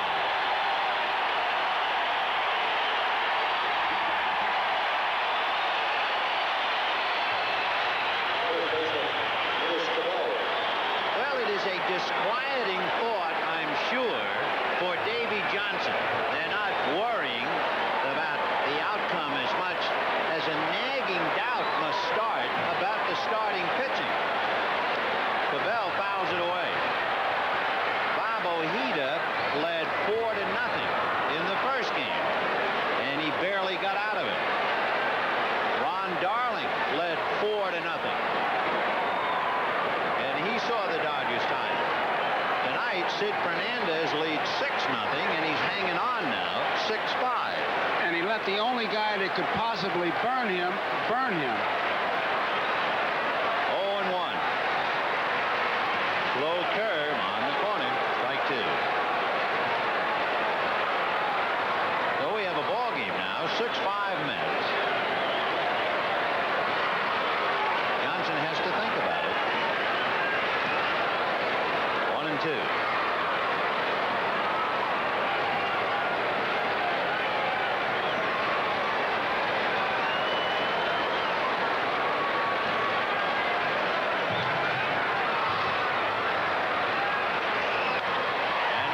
Into shallow left. Mitchell a long way to come, and a sliding catch by Mookie Wilson. A dazzling play by Mookie to bail Fernandez out in the 5th inning. So the two great plays by Gonzalez and Wilson. It's 6-5 Mets, and here's Jose Gonzalez in the 2nd inning making just a sensational catch off the bat of Mookie Wilson, taking away an extra base hit. Mookie, just this past inning, he said, well, if you do it to me, I'll do it to you. Cabell hits the ball, and Mookie, nice catch, and Kevin Mitchell some fancy footwork to avoid a collision. So Mookie was robbed, he was the robbee, and then the robber. You know, one of the strangest plays you'll ever see occurred here last night on a fly ball to shallow center. Len Dykstra made a diving try for the ball. It went into his glove, but Dykstra lost the glove. So the glove was on the ground with the ball in it, but of course he couldn't get credit for the catch because he wasn't in possession of it. 0-1 to Sid Fernandez. There's Len Dykstra sitting this one out, at least so far. The Dodgers with 2 changes. Fouled away. Alejandro Pena, the new pitcher, and Greg Brock is at first base. If you're keeping score, put Pena in Cabell's spot, put Brock in the number 9 slot. Well, that's it for Sid Fernandez. 1 away. And I don't know why, but it always seems to happen. Make a great play, and you come up to bat in that inning. It happened to Gonzalez on that play he made, and here comes Mookie Wilson. So Mookie grounded out, robbed of the hit by Gonzalez, and singled. Alejandro Pena. He has the nickname pinned on him by Bill Russell, Slow. And that sums him up. Everything Alejandro does, very, very slowly.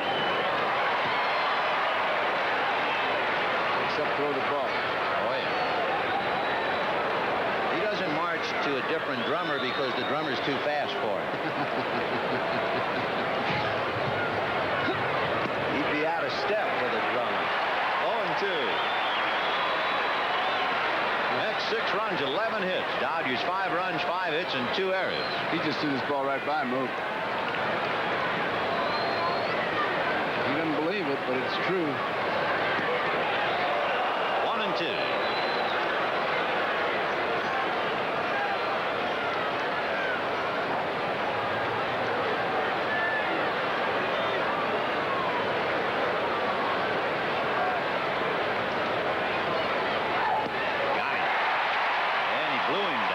Two strikeouts for Pena. Second baseman, Tim Tuffle. He gets those hips in gear, but it's just by him.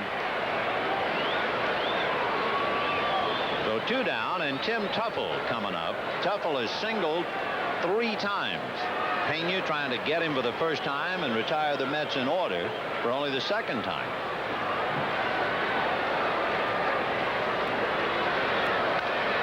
A drive into right. Marshall going back, and he's there. Well, that's 8 in a row retired by the Dodgers, and it's 6-5 Mets.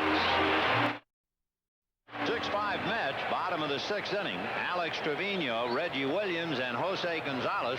Well, Joe, next week you and I will have a look at the American League. Baltimore and the California Angels. We'll listen to Earl Weaver and Gene Mauch. Others will see the Cincinnati Reds and the Chicago Cubs. That's next week. Actually, it's Saturday. This being the rare midweek night game. Saturday's game of the week. 1-0. 2 balls and no strikes. Sid Fernandez led 6-0. Now he's in a battle 6-5, and he's being backed up in the bullpen.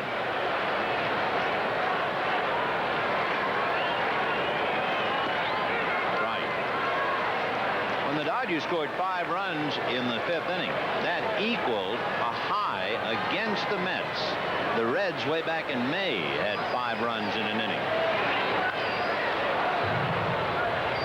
Ricky Anderson begins to loosen up in the Mets bullpen. There he is.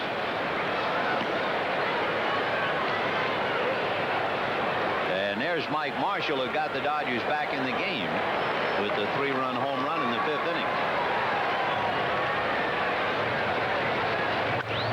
Fly ball down the right field line. Strawberry started in, but he's got plenty of room. You can see, Vin, why ball players would be so anxious to have Marshall in the lineup. You know, one swing, he gives you 3 big runs, you're back in the ball game. And with Guerrero out of there, he's the one big guy that you want to sit on top of his shoulders. A quote that will go nowhere was the one that, as you look at Guerrero now, Marshall was quoted as saying yesterday, "I can do a lot of things except drive the ball." Well, the last we saw, he drove one about 400 feet. You can't hit a ball that far to the opposite field and not drive it. You certainly can't guide it.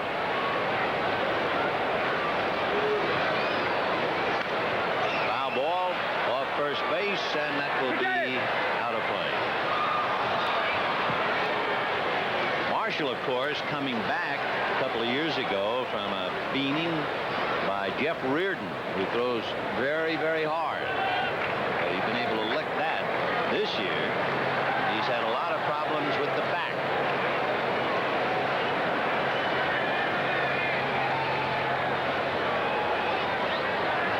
One ball and 1 strike to Reggie. He struck out and singled. Slow curveball. Hopper tonight. 2 down.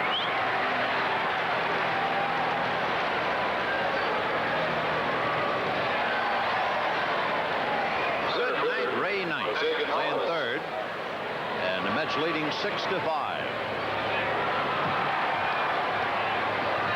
The batter will be Jose Gonzalez. Walked and popped up. Made one of the 2 great catches tonight. He made it on Wilson, and Wilson made it on Cabell.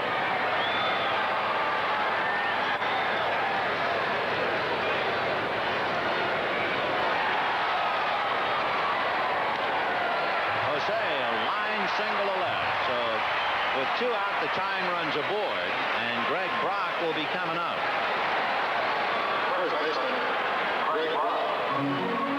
Brock does not hit very much against left-hand pitching, and that, in a sense, is an understatement.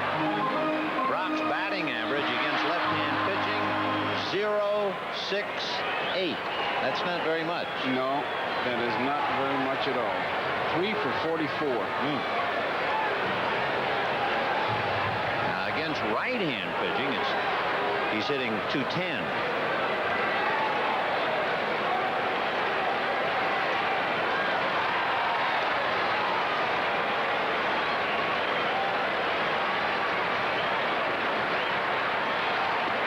Strike. 2 down, 6th inning, 6-5 Mets. Beautiful time of day now, sunset time.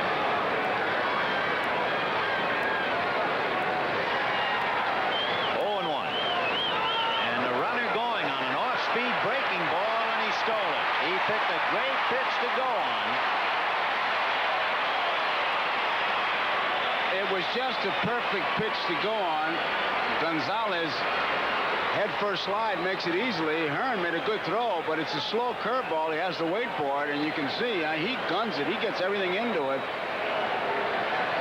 Even if it had been to the second base side of the bag, he does not get him because, boy, he goes into a real head first slide and picks up speed. A lot of times the guy will stop. Ball one.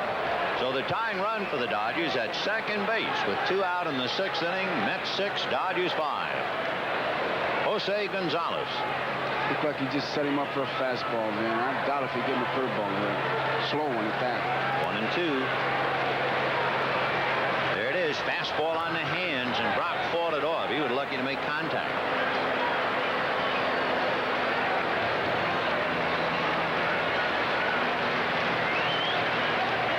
Lasorda was out of it 6-0, and now all of a sudden he has the tying run at second base. 2 out, 6th inning. 1-2 to Casey, as they call him, Greg Brock. Fastball at the knuckles, 2-2. All right, you're the catcher, now what? Fastball for me. Oh, yeah. No, I would not show him that slow curveball. Oh, God rest his soul. Yeah, we all miss him. Time.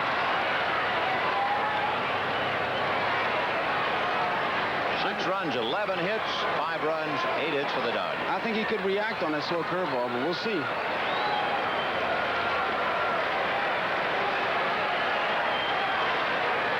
Slow breaking ball out. Ball 3. Man, I'm telling you, I don't care without a strike zone. I'd have jumped on that one. Whew. Big, slow curveball. Woof. Now 3-2. Fastball in on the hand. Whatever's best pitch, I say fastball. All right. Curveball. Breaking ball. Got him looking. Oh, what a pitch. Dirty pool. What a pitch. 7 strikeout, and did he ever break off a dandy on Brock? Take another look at this. This is more than a rainbow. It came around the corner and got the edge. Frustration of a hitter. Well, we'll be back after these messages from your local station. Curve for a strike. That's what Lasorda thought of. It left him open-mouthed but not speechless. Well, he let him have it. Then he went after Frank Pulley. I'll tell you, that was a gutsy call by the catcher Hearn. Obviously, the slow curveball he feels is Fernandez's best pitch because he threw a good fastball in on his hands, but 2 slow curveballs, the last one on 3-2. That's a gutsy call. We go to the 7th inning, 6-5 Mets. Pete Hernandez, Kevin Mitchell, and Darryl Strawberry. Strike. You know, one of the great single pitches I ever saw a few years ago. Bottom of the 9th, 2 out in Cincinnati, bases loaded. 3-2 the count on Johnny Bench. And the pitcher was Pete Mickelson, the right-hander. That's a strike. The run is going, the place going crazy, and Mickelson threw him a 3-2 palm ball straight change for strike 3 call. I've never seen anything quite like it. That is bad. Yeah, and to Johnny Bench, as the players would say, obscene. 0-2. What's the other word? Hellacious. Threw me a hellacious breaking ball. 6-5 Mets, top of the 7th. Hernandez hit into a double play and then singled twice.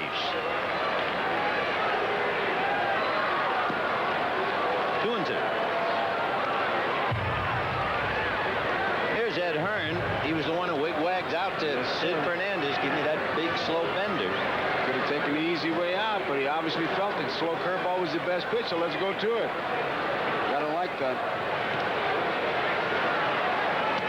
You know, another thing, if you're a pitcher, you look at a catcher who looks like Ed Hearn, you got to figure he's smart. He looks the part. I mean, he's looking out of those glasses. You figure, hey, there's a computer behind me. But then the other thing is, if he was so smart, why is he catching? See, he looks smart. Yeah, he does.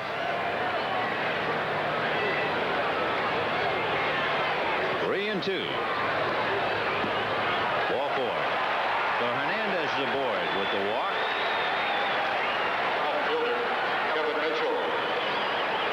The batter will be Kevin Mitchell. Friends, this telecast is presented by authority of Major League Baseball, may not be reproduced or retransmitted in any form without the express written consent of Major League Baseball. So here's Kevin Mitchell. Fly to center, hit into a force play, aboard on a fielder's choice.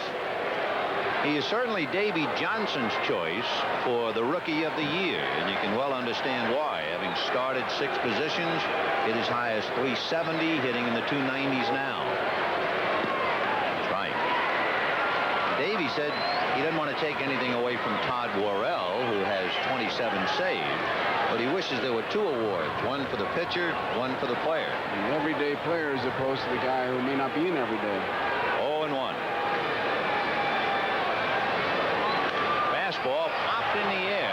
Pena almost fell down, and it's going to be Trevino making the catch. Pena's spikes caught, and I don't know whether that fooled Kevin Mitchell or not, but Pena almost came out of his shoes. It was in the landing area. He had pushed off, and it was in the landing area, and he's not sure of it, and this may affect him on his next pitch, because he does push off. He's all right to there. Now, right there, you see him scuff it, and now he really is off balance. Boy, if Mitchell had ever hit the ball back at the mound, he'd have been in a lot of trouble. Yep. He had turned his back. So 1 away.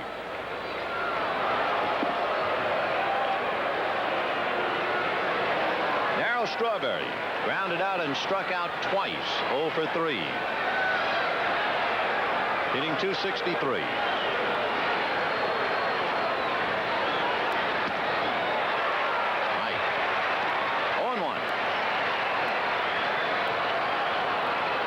Using Powell, Beckwith, and Pena. The Mets with Sid Fernandez. Mets led 6-0. It is 6-5.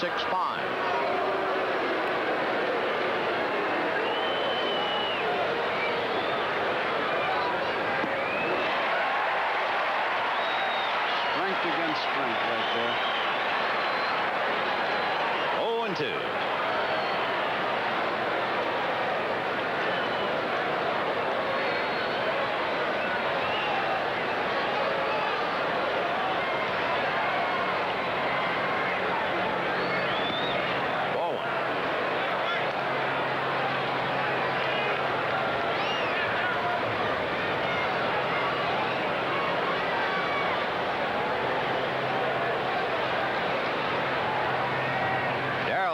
Strike out twice tonight. He struck out 103 times this year.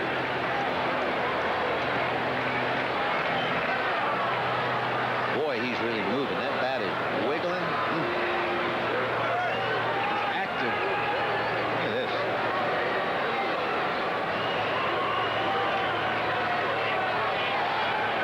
Look at that. Looks like a TV antenna in a windstorm. Until he's ready to hit, and then that thing just stiffens and he's in the hitting position. It makes no difference what you do until that ball gets in the zone. Boy, when that ball gets in the zone for this fella, he shows you a lot of activity. 2 balls and 2 strikes. 1 out on the 7th. 6-5 Mets. Hernandez at first.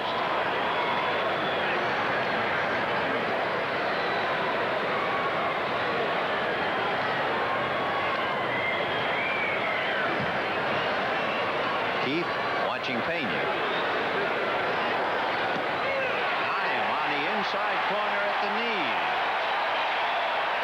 That's the 3rd time tonight that Darryl Strawberry has struck out.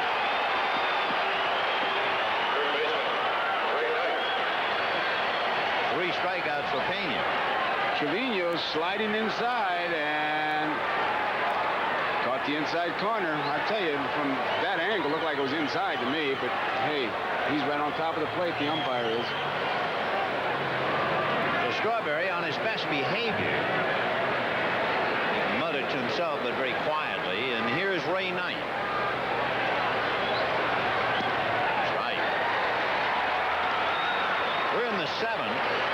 The last base hit for the Mets was a single by Keith Hernandez in the 4th inning.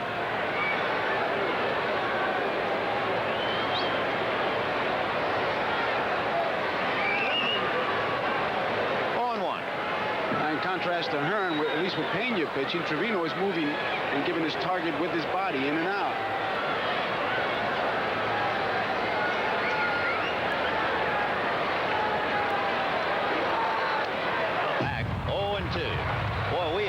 cotton candy sky now. I don't know what the visibility is down on the field, but it is a magnificent summer's evening here now. Although the lights have not really taken effect, we haven't had any problems with fly balls. Oh, what an evening.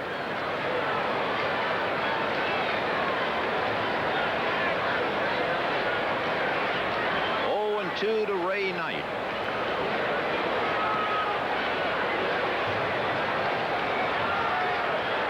Fastball, 1 and 2. I love Trevino. He gave the sign, and then he pounded his glove close to Ray Knight inside, and then just kind of shifted outside. Yeah, we used to do that in the sandlots. You do it in the big leagues. Yes. It doesn't change much. Nothing new, huh? No, sir. 1 and 2. And the runner goes. Hernandez, a one-hopper backhanded by Russell, who throws him out. No runs, no hits, a man left. It's 6-5 Mets. And I would like to thank the pro sports system for their cooperation in allowing us to pick up the drama of Walt Teller's bid for a no-hitter. I thought it was simply great because here we are in Los Angeles and we can watch it. It used to be in the old days you get a little ticker. That was great, and we thank you. Yes, Pro-Am Sports System, thank you so very much. Come to think of it, the last no-hitter that we've had, Jack Morris did it for Detroit against the White Sox in '84. Well, our move tonight, well, we were there for that Morris one, but tonight it was unprecedented that a network joins the cable and everybody gets a chance to see it, and that's what baseball fans love. And again, to Larry Osterman and Jim Northrup and the whole crew, thanks. A marriage made in heaven. You got it.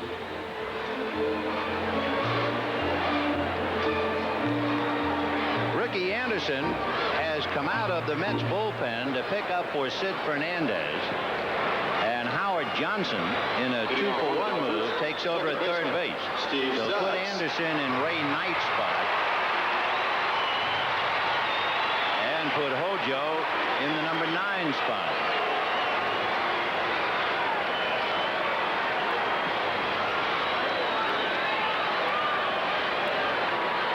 Steve Sachs, Bill Russell, and Bill Madlock in the bottom of the 7th inning. Mets 6, Dodgers 5.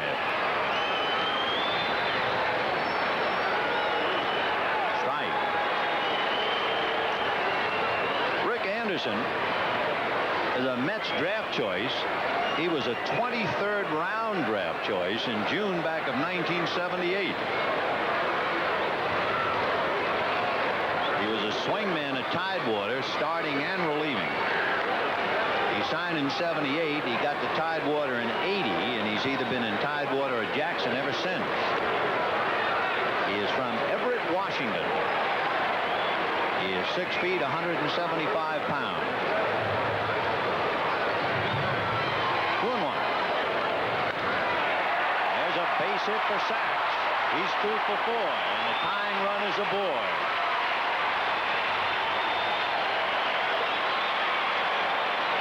Shortstop, Bill Russell.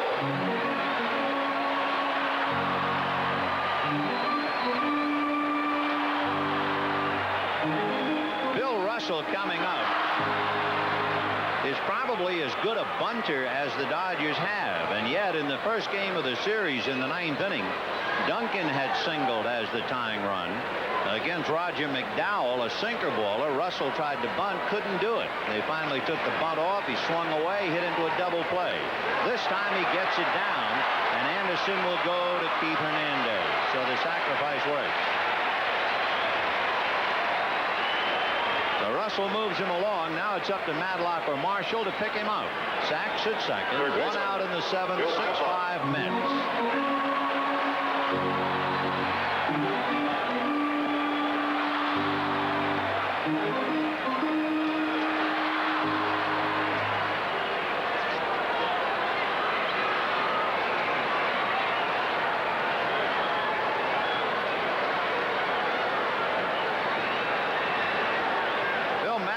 Single to left, struck out, and hit into a force play.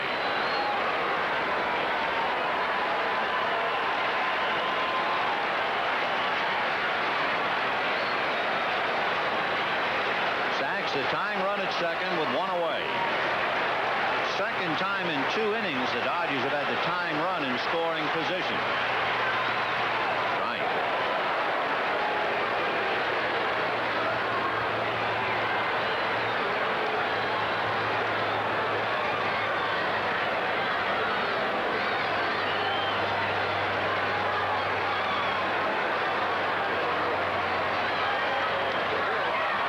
pop fly. Going out to get it is Tuffle, and holding at second is Sachs. Matlock has had a very, very tough series. And the other way to put it, the Mets pitchers have really done a number on him. He went 0 for 4 in the first game. He went 1 for 4 an infield single last night and 1 hit tonight. But he has had countless opportunities to drive in runs throughout the series, and they've been able to use him as an escape hatch. Matlock 0 for 5 with men in scoring position against the Mets so far. And now here is Marshall. He had 1 shot and made the most of it. The 3-run home run in the 5th inning.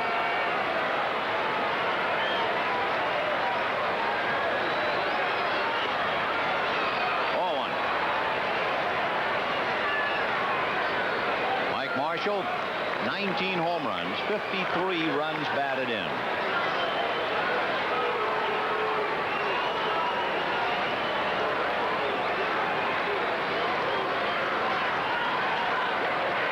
Now back, 1-1. You know, in addition to everything else that Marshall has had going against him, Ben, he does have what I would consider an intricate swing. I mean, he has to kick that foot up a certain way to really be in rhythm, because everything you do once you start your swing is really rhythmic. And he's got almost a little half dance step that he goes into as he's swinging or getting ready. Watch that front foot. 1 ball, 1 strike.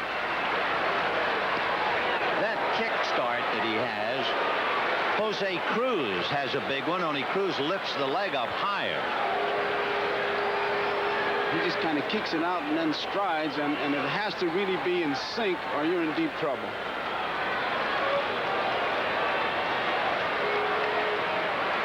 One ball and 2 strikes. Sachs with Tuffle trying to bird dog him at second, and that distracts Marshall. Tim trying to fake at the bag to tie up Sachs. 6-5 Mets, bottom of the 7th.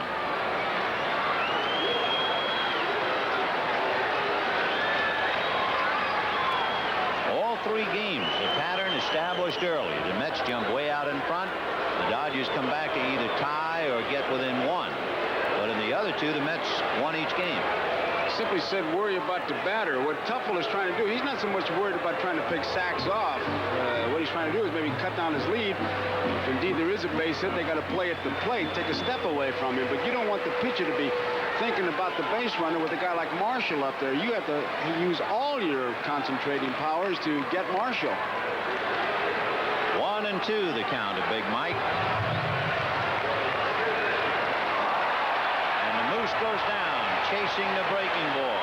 And for the 2nd inning in a row, the Dodgers lead the tying run at second base. And at the end of 7, the Mets 6 and the Dodgers 5. But the Dodgers have played in more 1-run decisions than any other team in the National League, with Houston and the Cardinals right back on them. 1-run games are so deceptive. I'm not quite sure what they tell you. Not Remember, either. last year when the Reds won 39 games by 1 run, everybody said, boy, watch him next year now. Well, here's Ed Hearn. Check swing and a looper to right. It's going to fall. So Hearn hesitant, and it still paid off. Check swing, single to right. Rafael Santana. Did you see that handshake there? It was the index high five. Index finger to index finger. They keep talking about his defensive ability, but in 2 games we've seen him, he's got like 5 base hits. This one of those nice charitable ones, but it still counts. So the Mets get their first hit since Hernandez single back in the 4th inning on a check swing, and here is Rafael Santana. Santana 0 for 2. On deck, remember, is Howard Johnson, who is batting 9th.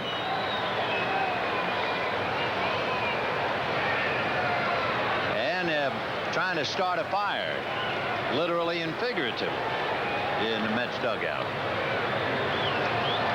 1-0 to Santana. Oh, he stood his hands up that bat handle. Told everybody his button unless he was decoy. Now that's one of the reasons you ask a pitcher to throw over in a bunt situation. Hitters react in the first movement.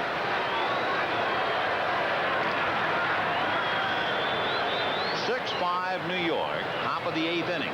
Hearn with a check swing single. Santana trying to move him along.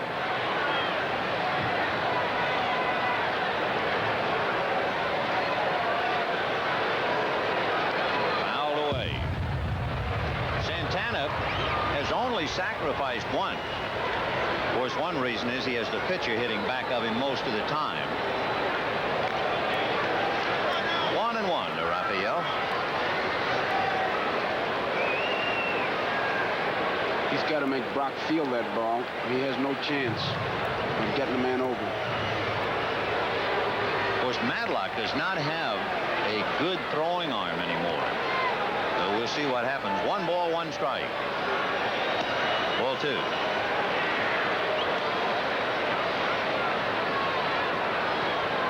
Buddy Harrelson may be hanging out a sign. Ed Hearn running at first base, taking a long look at Harrelson. And a hit-and-run play, and a high chopper over the mound. Russell has to bare hand to get him, and on the play, Hearn advances to second. So they took the bunt off and got the desired result. As Santana is out 6-3, but Hearn is in second base. And the batter now, Howard Johnson. That's a tough play for Bill Russell. If he goes with the glove, I doubt if he can make that play. He had to barehand it so he could be all in one motion make the play. And he did it unhurriedly, maybe because he'd been playing in the big league since '69. Here it is again. Now watch it. It gets over Pena, who has no chance to get it, and Russell comes charging in and barehands that ball. Look at this. Easy does it, huh? No panic. He and Pena make a great pair because Russell doesn't move that fast. How about Russell calling him slow? Ball 1. My father used to always say, for those guys, it rains in the front, rains in the back. Well, I get excited. I like it.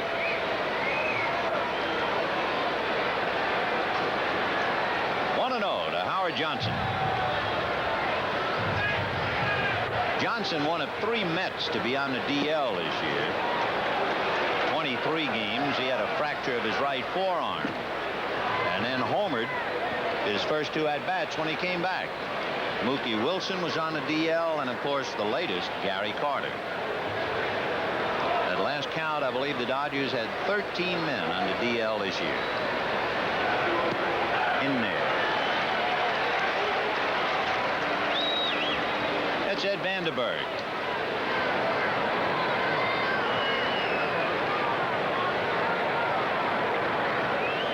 Two and 1 to count to Howard Johnson. 6-5 Mets, 1 out, top of the 8th. Fly ball slicing down the left field line, curling foul and out of play. Nice crowd on hand tonight, although we have not received the paid attendance. The Dodgers will go over the 2.5 million mark. Maybe not tonight, but certainly by Friday night.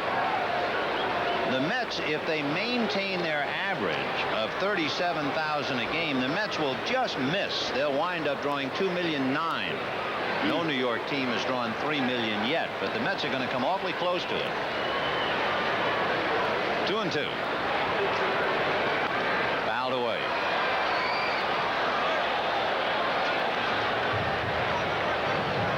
The paid tonight, we get $36,738. 36,738. So the Dodgers will go over 2.5 Friday night against Montreal.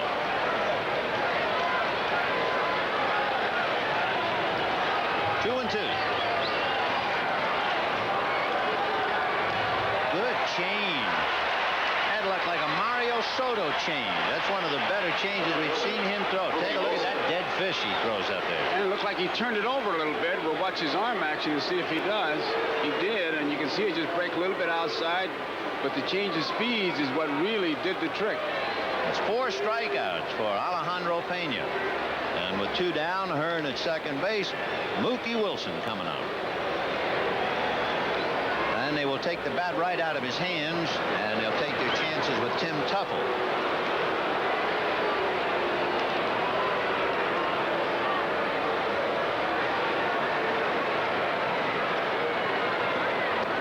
So Mookie will get aboard. Meanwhile, left to right, Monty Basco, Tommy Lasorda, Ron Peronowski, Joe Malfitano. All three. From the looks of things, Tuffle is going to come up and hit. They're not going to use Wally Backman.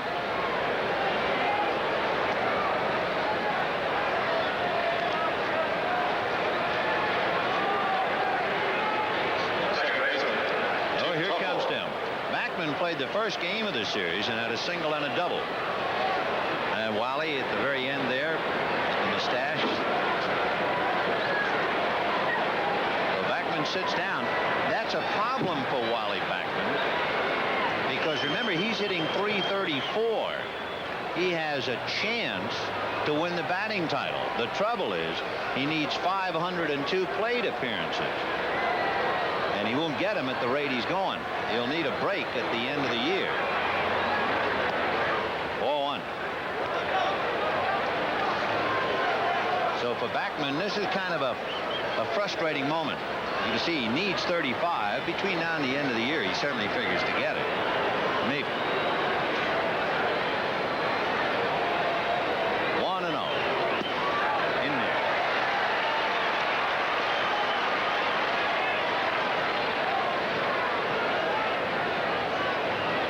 Tim Tuffle. He got a bad bounce single and a little flare, a bloop single.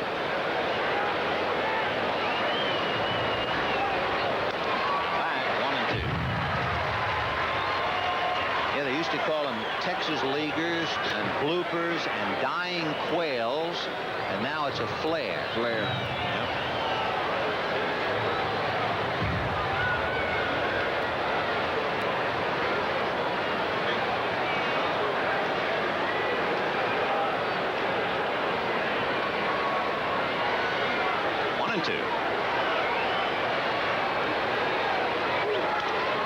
A drive into left center field and up the alley, but Gonzalez is there to flag it.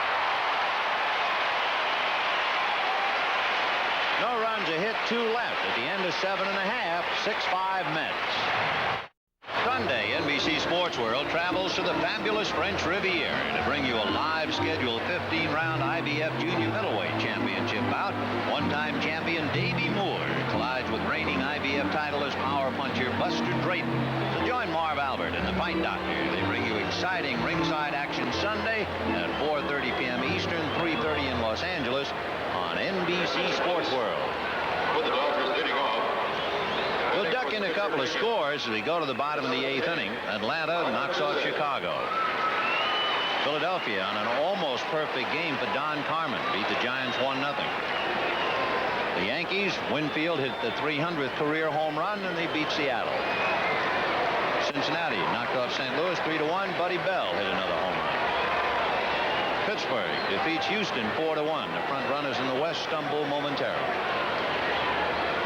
Detroit, Walt Terrell losing a no-hitter with 2 out in the 9th inning on a double by Wally Joyner. Milwaukee polished off Cleveland 6-3.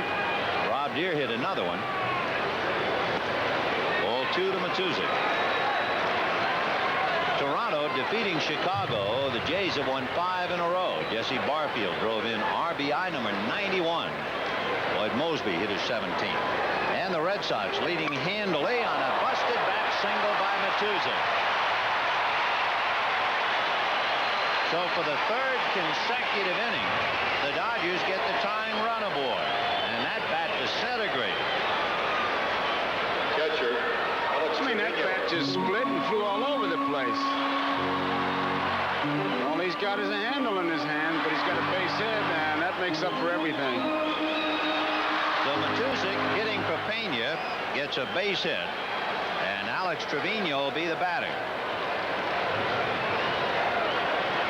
The Dodgers had Gonzalez at second in the 6th inning, Sachs at second in the 7th, and now Lasorda sees Matuszek at first, and the bunt is on. It goes to Hernandez. Bare hands to second in time. The first too late. And Matuszek is furious, and here comes Lasorda. Greg Bonin, the second base umpire, and Matuszek is history.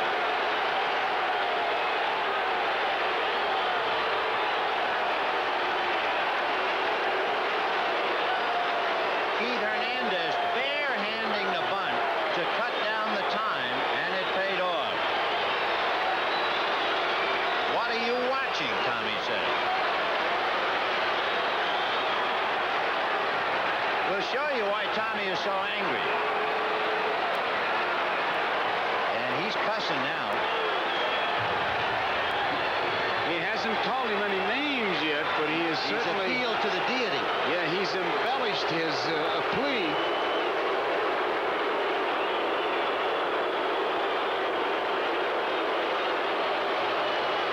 He's hollering Sosha. Yeah.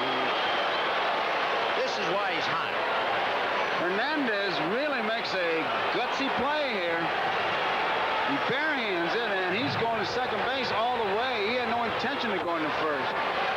Off the bag. Yeah. Yeah, Santana was in such a hurry to get a double play, he really got nothing. What's that left foot now? It's the neighborhood play. Here comes the ball. Here it comes. He's off the bag. Well, the only thing we're surprised at, somebody wasn't chased. Davy Johnson is coming out to the mound. Take another look at that play. Look at Hernandez. Doesn't look at first base at all. He's going to second base all the way. Give him a lot of credit. Very few first basemen would make that play, I'll tell you. He could have taken the easy way out, but you don't win pennants taking the easy way out.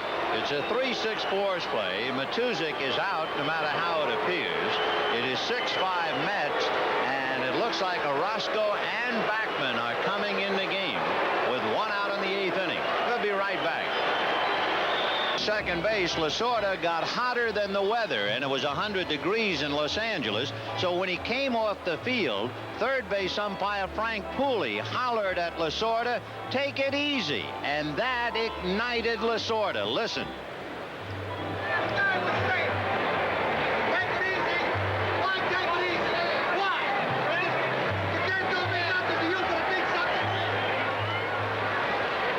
Take it easy. Why? The game don't mean nothing to you. It means something to me. It is 6-5 Mets. Jesse Orozco, as you look at Frank Pooley, who kind of is cool and yawning. Another night in the ballpark. Wally Backman is now at second base. Backman is hitting behind Strawberry, and Orozco is in the number 2 slot where Tuffle was hitting. So Jesse Orozco with 16 saves, trying to save this one. 4-1 to Sosha. Sosha hitting for Reggie Williams.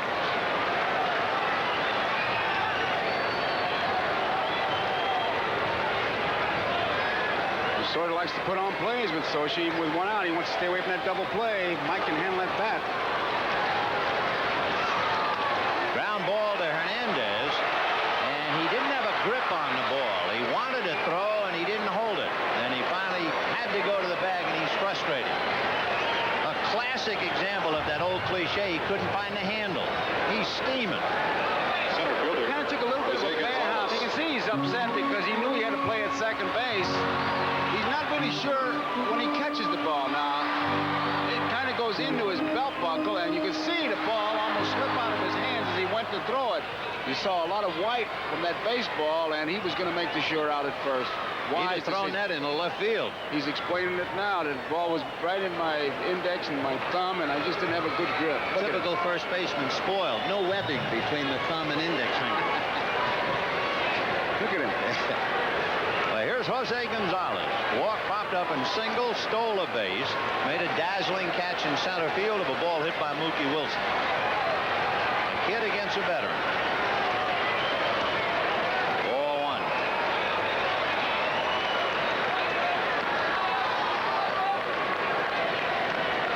That's left on the bench for the Dodgers. Franklin Stubbs, Dave Anderson, and Anderson can barely hold a bat. He's got a bad finger. He just came off the DL because Mariano Duncan went on it. Pickoff play, and it gets away, but caroms to Santana.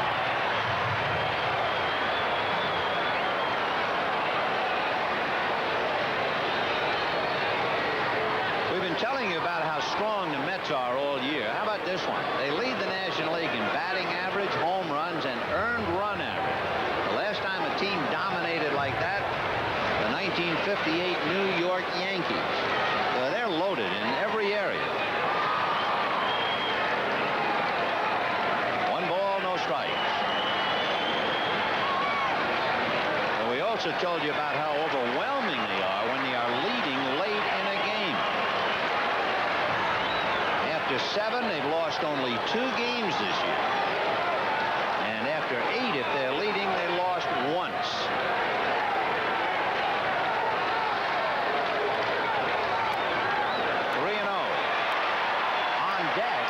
Left-hand batter and a fellow who struggles, as we told you, Greg Brock. Johnson and Stottlemyre from right to left. And Jessup. Roscoe's from up the road. He's from nearby Santa Barbara.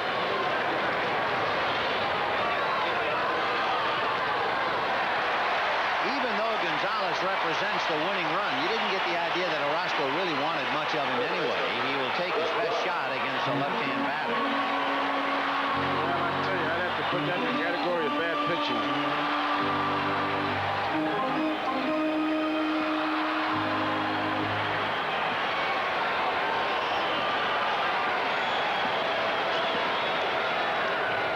So the numbers speak for themselves. And Brock, you remember, was called out on strikes on that big, slow roundhouse curveball thrown by Sid Fernandez in the 6th inning. Would you guess curveball? So you got 2 strikes? Yeah, I would. And he starts him with a sinker down and away. Ball 1. There you can see the Mets led 6-0, and for the 3rd night in a row, the Dodgers came back to make it a game. But remember, the Mets won the other 2, and they're leading tonight. Fastball lifted back at first base. Hernandez trying to get under it. At the tarp, roller falls down. He hit the tarp and it knocked him down. Now you see, he hit some loose dirt. I thought it was the tarp, and he's complaining about the loose dirt. He started to back up.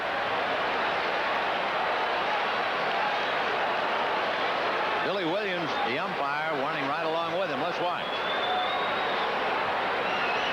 He knows where he is. Now he's going to start back, and out from under him go his feet.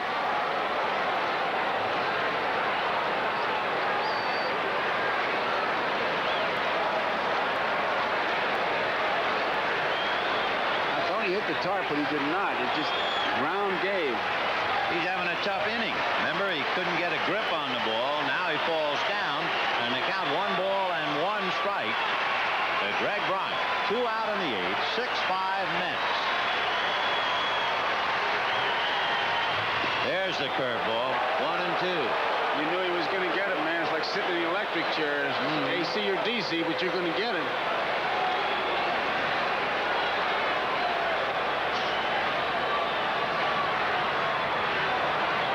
Brock has 1 RBI against left-hand pitching this year.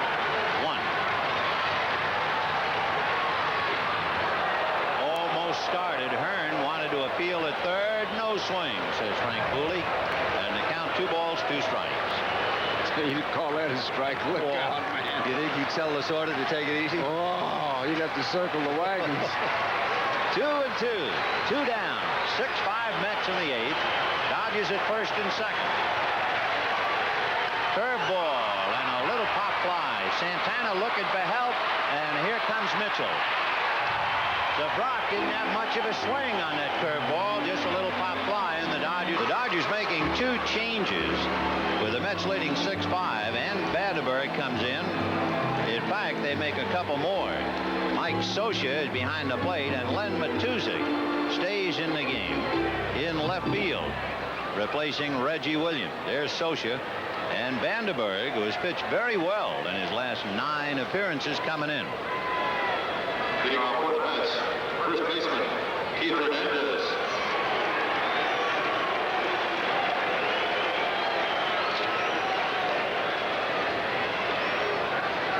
Keith Hernandez, followed by Kevin Mitchell, and then Darryl Strawberry. Don't forget, friends, stay tuned to NBC for your local news, followed by The Tonight Show starring Johnny Carson, and it's Late Night with David Letterman, except here on the West Coast. Those programs will be seen at their regular time. Hernandez hit into a double play, had 2 singles and walked.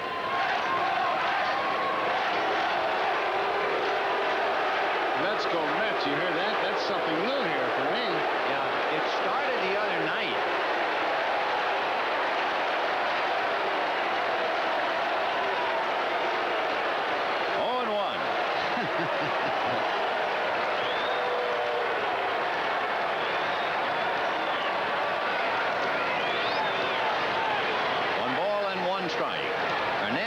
Mitchell and Strawberry. When the Dodgers bat in the bottom of the ninth, Sachs, Russell, and Madlock. Breaking ball. 2-1.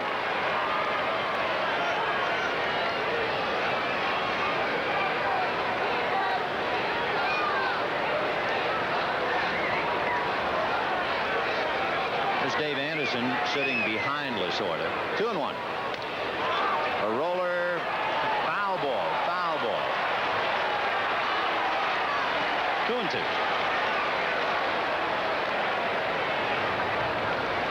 The Dodgers using Dennis Powell, Joe Beckwith, Alejandro Pena, and now Ed Vanderberg. Tom Niedenfuhr is on the disabled list with a severely pulled hamstring.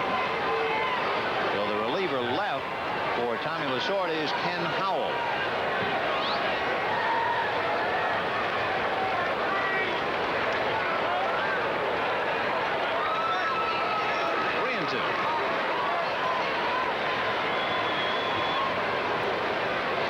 Mets scored 2 in the second, 2 in the third, 2 in the fourth. Led 6-0. The Dodgers came back with 5 in the fifth inning. A 3-run home run by Marshall got them back in the game. The Dodgers have had a man in scoring position in the 6th, 7th, and 8th, and they've left him. And there's ball 4 to Hernandez. Fielder, Kevin Mitchell.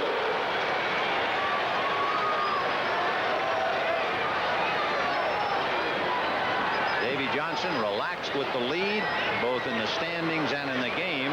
Lasorda restless, irritable, short-tempered. Sums up how he feels about the game and the year.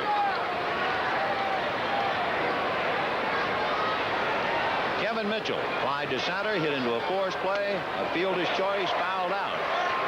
Kevy is 0 for 4.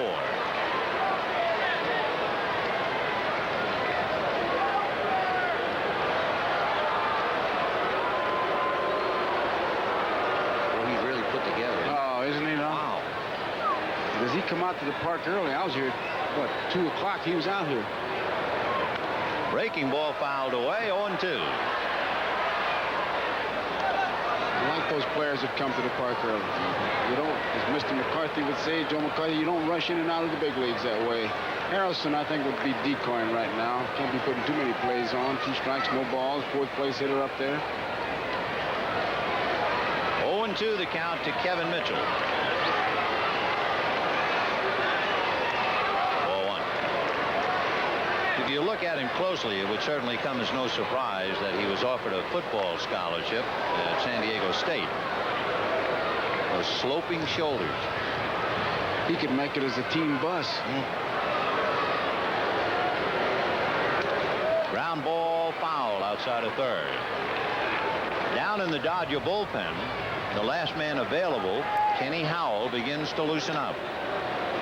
I can't remember a rookie then breaking in like Mitchell, playing so many positions. They mentioned Alan Bannister as a rookie who broke in that way in 1984.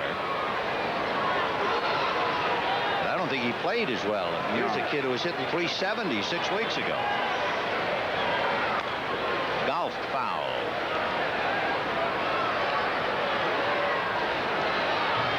There they are. Dodgers and Mets pretty much dominating it from 1979 through 84, and then Vince Coleman stepping in. And of course this year the 2 favorites, Todd Worrell and Kevin Mitchell. High fly ball to Marshall in right center. Hernandez nowhere to go. 1 down. And Darryl Strawberry, who has struck out 3 times tonight, and you know he is smarting from that. Darryl hit the ball once in the second inning and grounded out.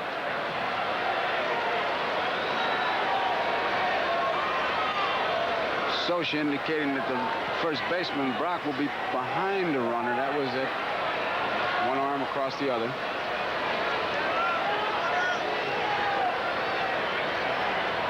Out in the ninth, 6-5 Mets. Right. Mets trying to do something they haven't done here since 1968. Sweep a 3-game series from the Dodgers.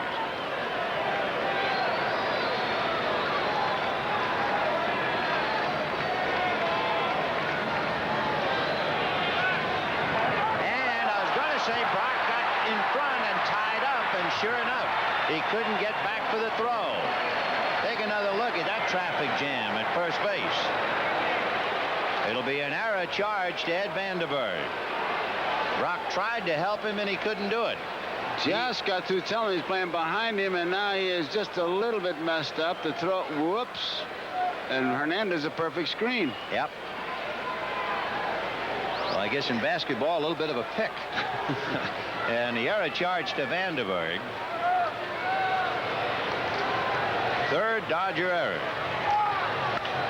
Ground ball hard. Bad hop over Brock's glove into right field. And the run will score. And Marshall didn't even throw to the plate.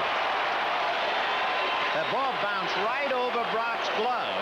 And I'm just surprised Marshall didn't get off the throw. So the Dodgers do it. He simply conceded the run. Wow. Well, the Mets are leading 7-5. That ball bounced right over the backhanded effort of Brock. And Marshall just looked and held on to the ball. It looked like that wild throw was going to pay off because Brock, if he's holding the runner on, it didn't even come close to it. It looked like he was going to feel that one until it took the bad hop.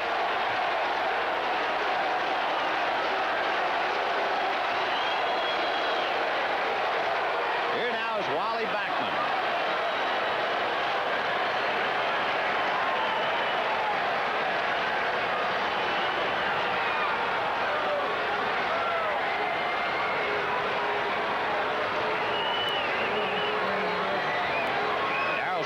With 25 stolen bases, so they'll have to watch him with 1 out.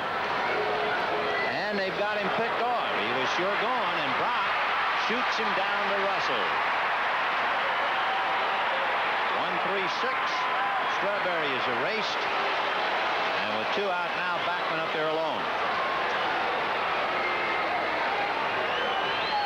He just was going to go. He couldn't contain himself.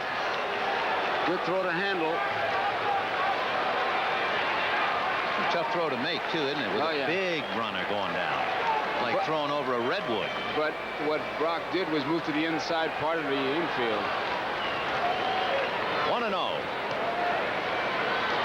Backman doesn't hit against left-handers. He's only had 30-some-odd at-bats. And you can see a 100-point difference. Little fly ball to right center. Marshall is there. However, the pickoff error by Vanderberg is cashed in. The Mets cash in every break they get their hands on. California boy who was born in Santa Ana and lives in Garden Grove gets his feet wet in the game. Lenny takes over in center field. And Mookie Wilson moves over to left. So if you're keeping score, you would put Dykstra in Kevin Mitchell's spot. Tommy Lasorda beside himself. Bad hops are cashed in. Errors are cashed in. Bad plays are cashed in. The pickoff was a killer. That really hurt because they just got through telling Vanderberg that they were going to play behind him, and Brock got tied up with Hernandez going back to the bag, and it really hurt him. And looking like he was ready to cry, the young 21-year-old Jose Gonzalez. Steve Sachs has singled and doubled. He's 2 for 4, scored a run, and he'll be followed by Bill Russell and Bill Madlock. It's a big difference when that tying run is in the batter's box as opposed to tying run in the on-deck circles. We see Russell. Out away. The first game of the series, the Mets won 5-4. The Mets led 5-4 and picked up the insurance run in the 9th inning last night to win 6-4. And the top of the Dodger order came up, and now Davy Johnson sees his club almost playing the same kind of a game tonight. High fly ball to right field. Strawberry is there. 1 down. Friends, tonight's game brought to you by Yugo. Everybody needs a Yugo sometime. by AT&T in long-distance services, information, and network systems, telephones, and computers. AT&T is the right choice. By Kentucky Fried Chicken, we do chicken right. And by Miller Lite. For great taste, there's only one light beer. Russell is lined out, popped up, walked, and sacrificed. Ball one.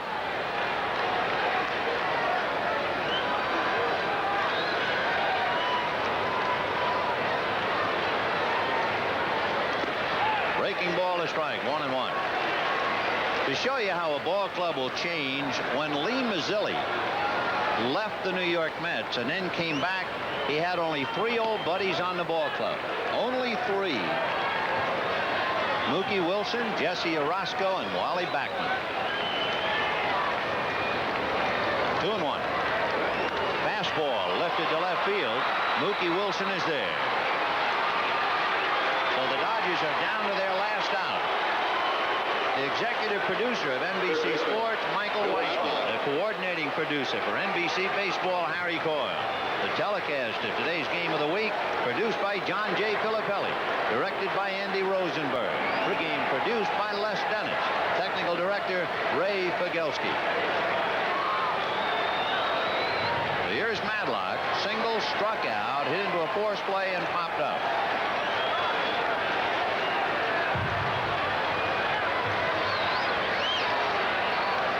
Dodgers had the tying run at second base in the 6th inning, in the 7th inning, in the 8th inning. But now they're down by 2 with 1 out left. Fouled out of play.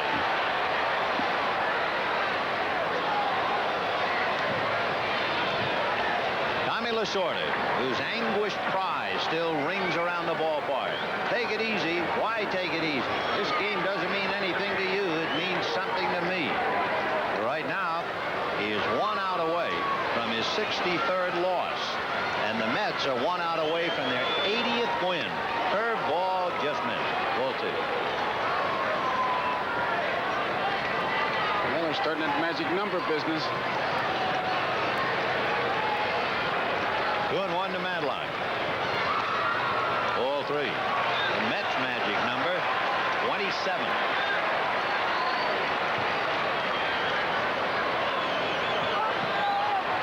Marshall hoping for one last shot. He's going to get it. He's going to represent the tying run.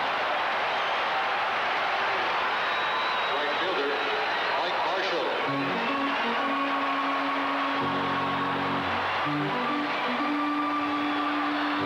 What do you do if you're a manager and your future lies in your pitcher's hands and base on balls and Marshall hits the home run like he did earlier? This is how he hit it.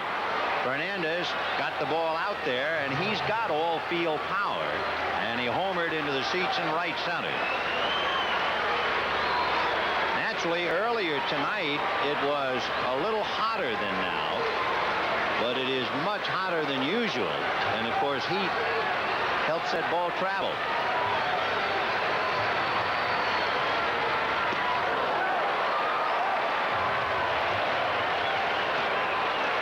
Not exactly trying to hit behind the runner. 0-1. So Lasorda has one last cannon up there with 2 out in the 9th, 7-5 Mets, and Madlock at first.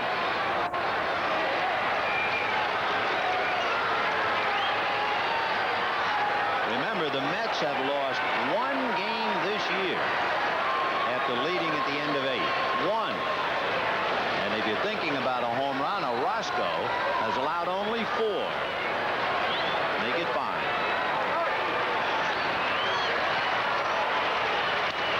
A drive to right, Strawberry to the track at the wall is...